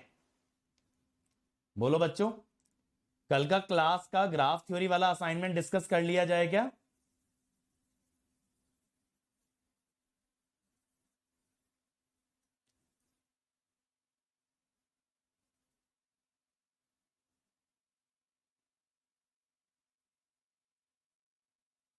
ठीक है, फिर अगले सेशन में जो है ना, टू पोर्ट नेटवर्क के क्वेश्चन डिस्कस कर लेंगे। अभी ग्राफ थ्योरी का ही कर लेते हैं, ग्राफ थ्योरी चल रहा है क्योंकि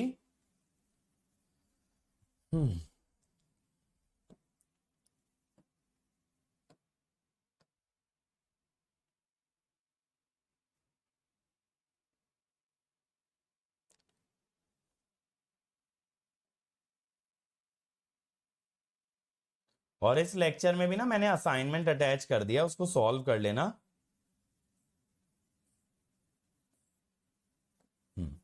आ जाओ। पहला क्वेश्चन ये था, draw the incidence matrix of the following graph. Incidence matrix किसके बीच में बनती है? नोड और ब्रांचेस के बीच में बनती है भाई। करेक्ट, नोड और ब्रांचेस के बीच में बनती है।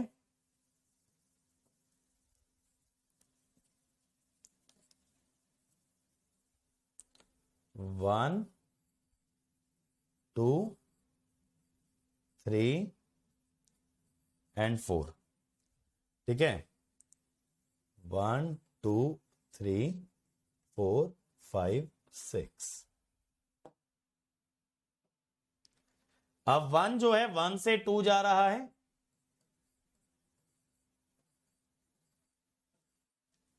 2 जो है 2 से 3 जा रहा है,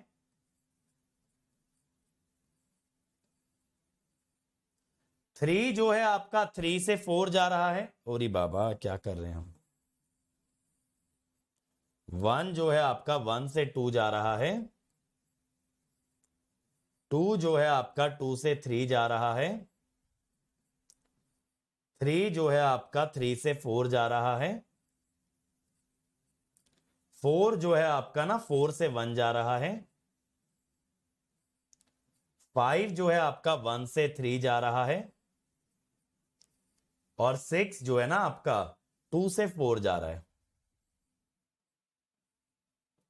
ये बना लिए थे भाई।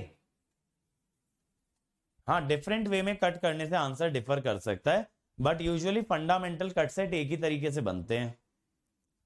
Obtain the incidence matrix of the graph shown in the figure. 4 node हैं, 5 ब्रांचेस हैं। ठीक है भाई,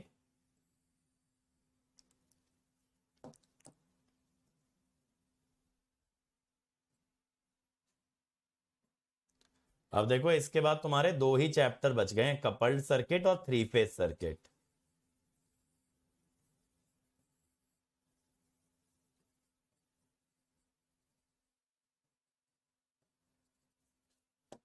अब 1 वाली ब्रांच किधर जा रही है? 1 से 2। 2 वाली ब्रांच किधर जा रही है? 2 से 3। 3 वाली ब्रांच जा रही है 3 से 4। 4 वाली ब्रांच जा रही है आपकी 2 से 4। 5 वाली ब्रांच जा रही है 1 से 4। ठीक है, next, incidence matrix of a graph is shown below. The graph is, पहले टोटल कर लो हर एक रो का, कॉलम का, ये जानने के लिए क्या ये इंसिडेंस मैट्रिक्स है या रिड्यूस्ड। 0 आ रहा है, 0 आ रहा है, 0 0 0 0 0। ठीक है, यहां पे हमने क्या चेक कर लिया भाई कि sum of each column, sum of each column is 0। Correct, sum of each column is 0। Last question में 1 2 3 एक फंडामेंटल कट सेट हो सकता है, रुको।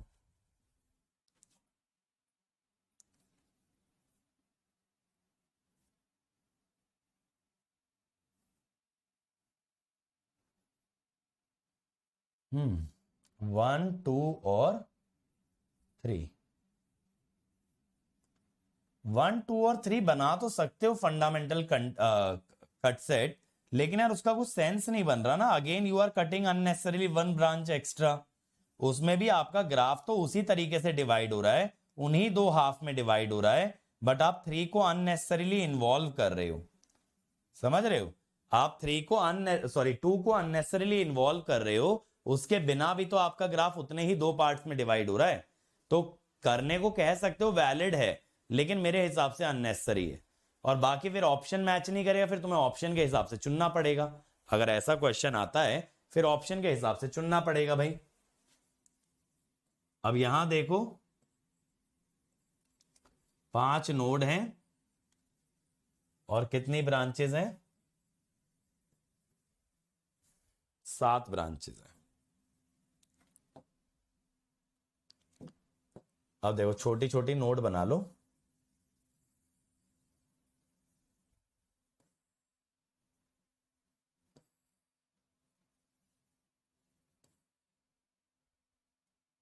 चलो ये नोड्स को नेमिंग दे देते हैं 1 2 3 4 5। अब पहले देखो ए वाली जो ब्रांच है 5 से 1 जा रही है। ए वाली जो ब्रांच है वो आपकी 5 से 1 जा रही है। ये आ गई भाई।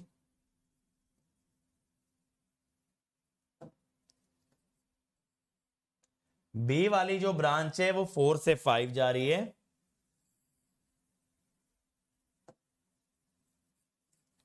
सी वाली जो ब्रांच है वो 3 से 5 जा रही है।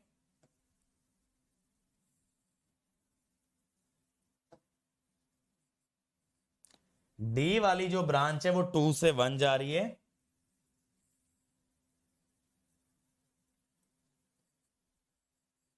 ई वाली जो ब्रांच है 1 से 4 जा रही है।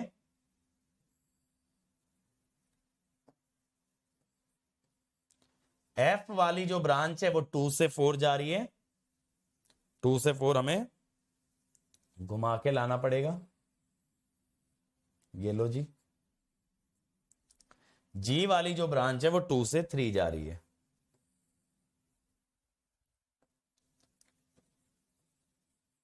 ठीक है, ये बन गया। ये बन गया आपका ग्राफ। अगला, for the graph draw the incidence matrix. यहां पे कितनी नोड है? 3 नोड है, 3 ब्रांचेस हैं।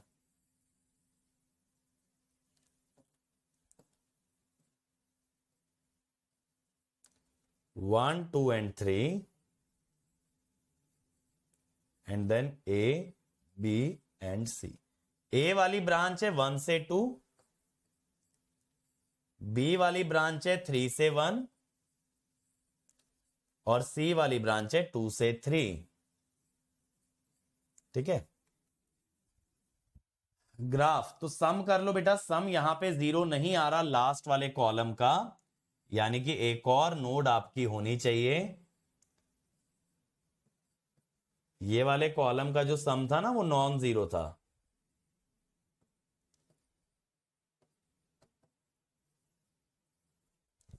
अब यहां पे देखो, यहां पे 5 आपकी नोड बन गई और बेटा 6 आपकी ब्रांचेस बन जाएंगी। ठीक है, 5 नोड हैं और 6 ब्रांचेस हैं। फटाफट अगर हम लोग 5 नोड ड्रॉ कर लेते हैं।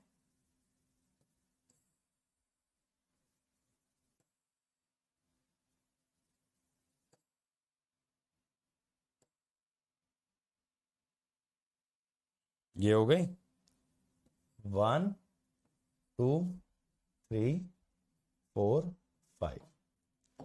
अब ब्रांचेस पे आ जाओ भाई। पहली ब्रांच जा रही है 4 से 1, 4 से 1। दूसरी ब्रांच जा रही है 1 से 3, 1 से 3। ये लो जी। तीसरी ब्रांच जा रही है 1 से 2। चौथी ब्रांच जा रही है 2 से 3।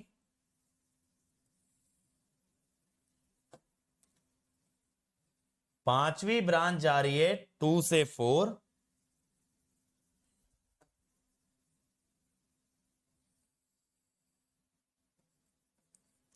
और छठी ब्रांच जा रही है 5 से 4।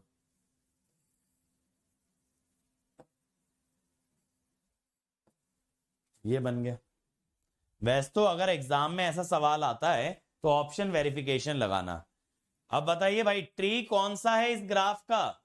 बोलिए, इनमें से कौन सा जो है इस ग्राफ का ट्री है? C D E H, C D E H.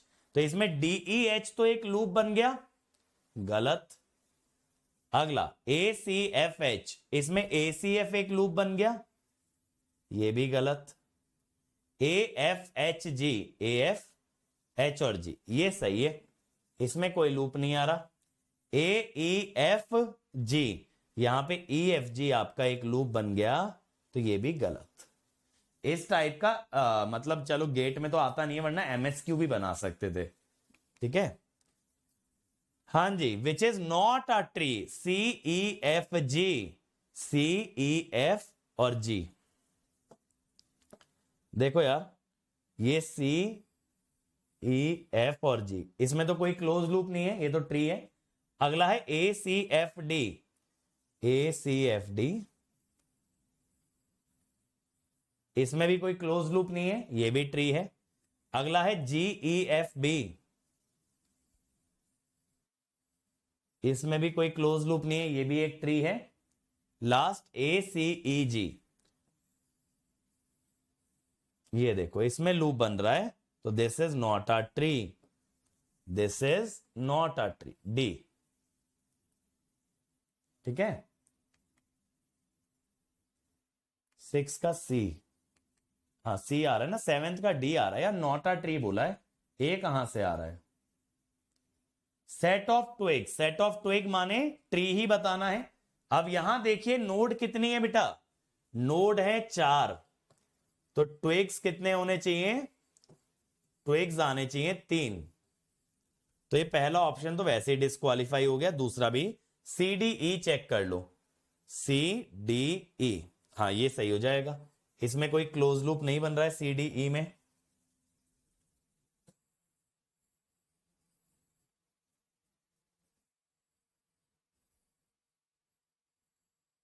ये देखो, ये 3 आ रहे हैं, तो सी डी ई में कोई क्लोज लूप नहीं बन रहा है, तो that is a valid tree. Graph of the following network, simple ये इसका ग्राफ भाई। आप वोल्टेज सोर्स को शॉर्ट कर देंगे, पहले 1 वाला एलिमेंट आ गया, फिर ऐसे 2 वाला एलिमेंट आ गया, फिर ऐसे 3 वाला एलिमेंट आ गया, करेक्ट, फिर ऐसे 4 आ गया, 5 आ गया, और 6 को इसने एक ही एलिमेंट मार्क किया है, यानी वो जो 2 एलिमेंट है ना मिलकर के सीरीज में, वो एक ही एलिमेंट की तरह यूज हो रहे हैं 6। वैसे भी हम सिंपल नोड को कंसीडर नहीं करते ना, जो कि 2 एलिमेंट के बीच में सिर्फ एक नोड होती है, उसे ग्राफ में कंसीडर नहीं किया जाता। याद है ना, मैंने बताया था ओनली प्रिंसिपल नोड्स कंसीडर होंगे। ये आ गया, ठीक है, this will be your correct answer. हाँ जी, नंबर ऑफ पॉसिबल ट्री, ये क्लियरली रिड्यूस्ड इंसिडेंस मैट्रिक्स है, ये रिड्यूस्ड इंसिडेंस मैट्रिक्स है।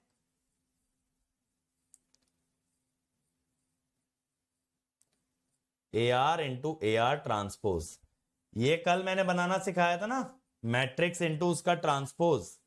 बताओ, ये कल बनाना सिखाया था कि रो में रो मल्टीप्लाई कर लेते हैं। अब देखो जरा, पहली रो में पहली रो मल्टीप्लाई होगी, क्या बनेगा? 3।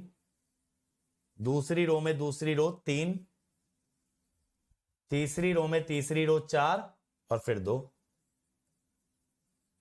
ठीक, अब पहली रो में दूसरी रो 0 0 0 0 -1 0 0 0 -1, यहां पे भी -1। पहली में तीसरी 0 0 0 0 0 0 0 -1, ये लो जी। पहली में चौथी 0 0 0 0 0 0 0 0, ये लो जी। सेकंड में थर्ड 0 -1, सेकेंड में फोर्थ 0 0 0 0, थर्ड और फोर्थ -1, ये बन गया। अब इसका क्या निकालना पड़ेगा बेटा? डिटर्मिनेंट निकालना पड़ेगा, करेक्ट।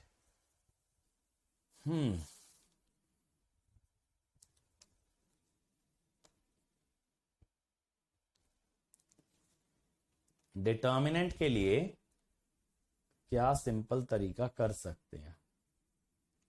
आप एक काम करो, इसे सिंप्लीफाई करने के लिए ना,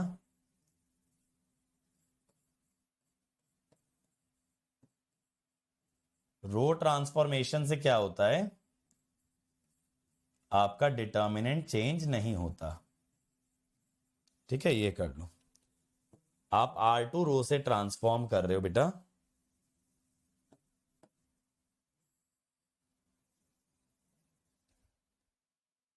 इससे क्या है ना, मैं क्या कोशिश कर रहा हूं कि सिर्फ एक 3/3 के डिटर्मिनेंट से अपना काम हो जाए।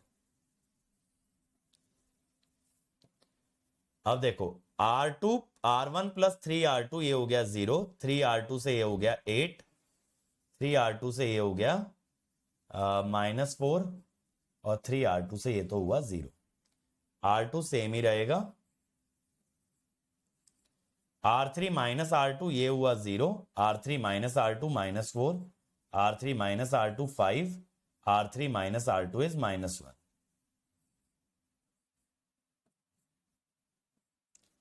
अब आप इसके अलोंग एक्सपेंड कर लो ना डिटर्मिनेंट,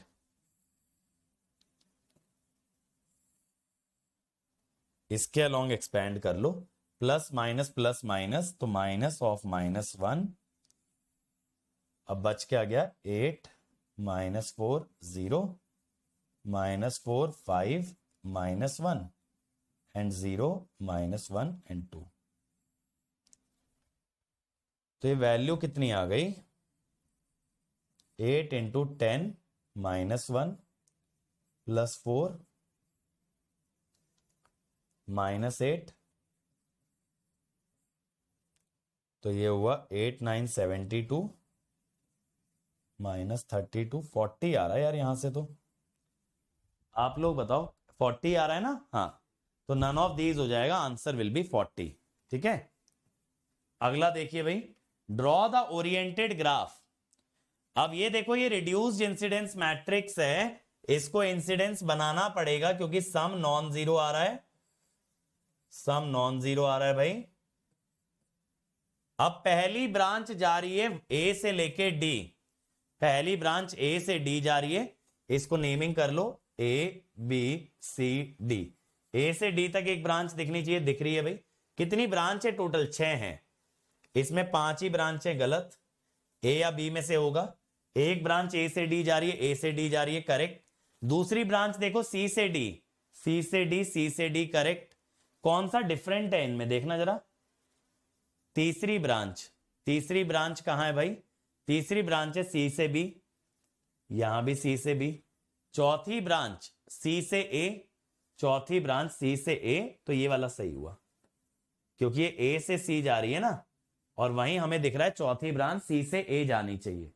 तो ऐसे ऑप्शन वेरीफाई करना है बेटा ब्रांच बाय ब्रांच एग्जाम के अंदर। Number of trees whose graph is shown and identify which is not a tree. तो 2 क्वेश्चन है, इसके नंबर ऑफ ट्रीज बताने। क्या करें? इसका रिड्यूस्ड इंसिडेंस मैट्रिक्स बना लें, इसका रिड्यूस्ड इंसिडेंस मैट्रिक्स बना लें। आप ये कर लो ABC, डी लो ही मत, यहां पे क्या ले लो 1 2 3 4, 4 ही ब्रांच है। ठीक है, अब 1 वाली किधर जा रही है? ए से बी। 2 वाली किधर जा रही है? ए से डी। 3 वाली जा रही है बी से डी, डी हमने लिया ही नहीं है ना, 4 वाली जा रही है डी से सी, तो डी तो हमने भगा ही दिया है।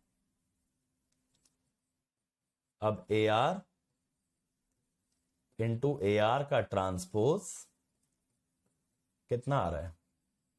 3 × 3 बनेगा ना, पहले में आएगा 2, फिर 2 और फिर 1, फिर इन दोनों का प्रोडक्ट -1 -1, फिर फर्स्ट और थर्ड का प्रोडक्ट 0 0, सेकंड और थर्ड का प्रोडक्ट 0 0। अब डिटर्मिनेंट कितना आ जाएगा भाई? 2 इंटू 2 माइनस 0 प्लस 1 -1, तो 3 आएगा। ठीक है, कितना आएगा इसका? 3। क्लियर है? बताओ भाई। विच is not a tree, which is not a tree, CEFG, ये F होगा, CEFG में कोई दिक्कत नहीं है, ACFD, ACFD इसमें भी दिक्कत नहीं है, GEFD, GEFD ये वाले में दिक्कत है। यहां पे जो EFD है ये एक लूप बन रहा है, ट्री में कभी लूप नहीं आ सकते। पता है इसका पहले वाले क्वेश्चन का एक तरीका और होता, एक तरीका क्या होता है यार, ये ग्राफ बहुत सिंपल है ना। आपके पास 4 नोड हैं, तो मुझे बताओ ट्री में कितने ब्रांचेस आएंगे? अगर 4 नोड हैं, ट्री में कितने ब्रांचेस आएंगे? 3 आएंगे, n-1। टोटल ब्रांच कितने हैं? 4, यानी 4 में से 3 लेने हैं। कितने तरीके हुए? समझो फिर से, 4 नोड हैं आपके पास, यानी ट्विग 3 होंगे। एक ट्री के अंदर 3 ब्रांच आनी चाहिए। हमारे पास टोटल ब्रांचेस भी 4 ही हैं, तो 4 में से 3 ब्रांच सिलेक्ट करनी है, यानी 4C3। 4 तरीके हुए। बस वो 3 ब्रांच 1 2 3 नहीं हो सकती, क्योंकि एक लूप बन जाएगा, तो एक रास्ता एलिमिनेट कर दो, तो 4 - 1 3। समझ में आया? 3 ब्रांचेस आनी चाहिए ट्री के अंदर, 4 अवेलेबल हैं। 4C3 से 4 आया। अब कौन सी 3 एक साथ नहीं ले सकते? 1 2 3, because it will become a loop, इसीलिए 4 तरीके आ रहे हैं, उसमें से एक एलिमिनेट कर दो, आंसर विल बी 3। आया लॉजिक समझ? Number of possible tree. अब यहां पे देखें तो सम तो 0 नहीं है, ये लास्ट कॉलम का सम 0 नहीं है, तो ये क्या हुआ बेटा? ये हुआ रिड्यूस्ड। ये क्या है आपका? रिड्यूस्ड है। अब यहां पे जब आप AR लिखते हैं, AR इंटू AR ट्रांसपोज का मॉड, तो पहले में आ रहे हैं 4, दूसरे में आ रहे हैं 3 1, और तीसरे में आ रहे हैं 4 1। पहले दूसरे में -1, पहले तीसरे में 0 0 -1 -2 -3, दूसरे तीसरे में 0 -1। यही सेम क्वेश्चन किया हुआ है क्या हमने? मुझे ऐसा क्यों लग रहा है?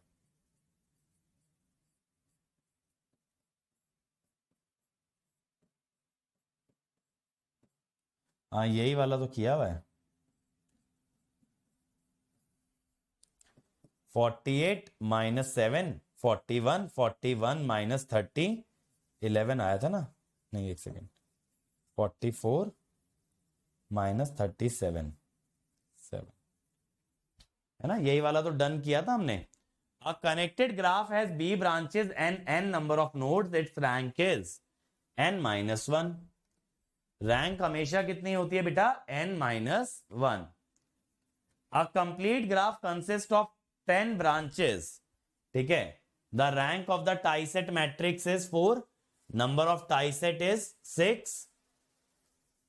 10 ब्रांचेस हैं, अगर 2 नोड के बीच में एक ही ब्रांच है, तो आप यहां से ना नोड निकाल सकते हो। 20, तो नोड आ जाएंगी 5। ठीक है, अब नोड 5 आ गई, तो नंबर ऑफ कट सेट हो गए 4, रैंक ऑफ टाई सेट, तो अब टाई सेट कितने हो गए बेटा? 10 - 4 यानी कि 6, तो ये तो गलत हो गया। Number of tie set is 6, order of incidence matrix is 5 × 10 होना चाहिए, तो answer will be B and C। ठीक है, B एंड C। अगला, a network consist of 5 node 6 meshes, the dual will have 6 nodes and 5 meshes। Node और mash exchange हो जाते हैं ना बेटा, डुअल में नोड और मैश एक्सचेंज हो जाते हैं। A network consists of n greater than 2 node between any pair of node. At most one branch is connected. At most one branch. The graph of the network consists of at least n branches with one or more close path to exist. Only n branches. A minimum number of branches not decided by n. An infinite number of branches. ये कह रहा है दो node के बीच में maximum एक branch होगी, यानी नहीं भी हो सकती और होने को एक भी हो सकती है। तो यहां पे हम सी कहेंगे, आप एन से डिसाइड नहीं कर पाओगे कितनी मिनिमम ब्रांचेस होंगी। उसने बोला है हद से हद एक ब्रांच दो नोड के बीच में, यानी ऐसा भी हो सकता है कि दो नोड के बीच में एक भी ब्रांच ना हो। ठीक है, तो दैट्स इट बच्चों, ये आपका ग्राफ थ्योरी का असाइनमेंट पूरा हो गया। अगले सेशन में हम लोग मिलते हैं 8 बजे मिलते हैं, सॉरी 8:30 बजे। 8:30 बजे टू पोर्ट के हम लोग असाइनमेंट्स डिस्कस करेंगे। ठीक है, तो सभी लोग रेडी रहना। टू पोर्ट का असाइनमेंट नहीं बनाया तो बना लेना। अगले सेशन में टू पोर्ट के असाइनमेंट वाइंड अप करेंगे और फिर कल आप लोगों का टेस्ट रहेगा कितने बजे, 8:30 AM। ठीक है, कल 8:30 AM टेस्ट रहेगा, 10 AM आपका डाउट क्लियरिंग सेशन रहेगा। चलिए, थैंक यू।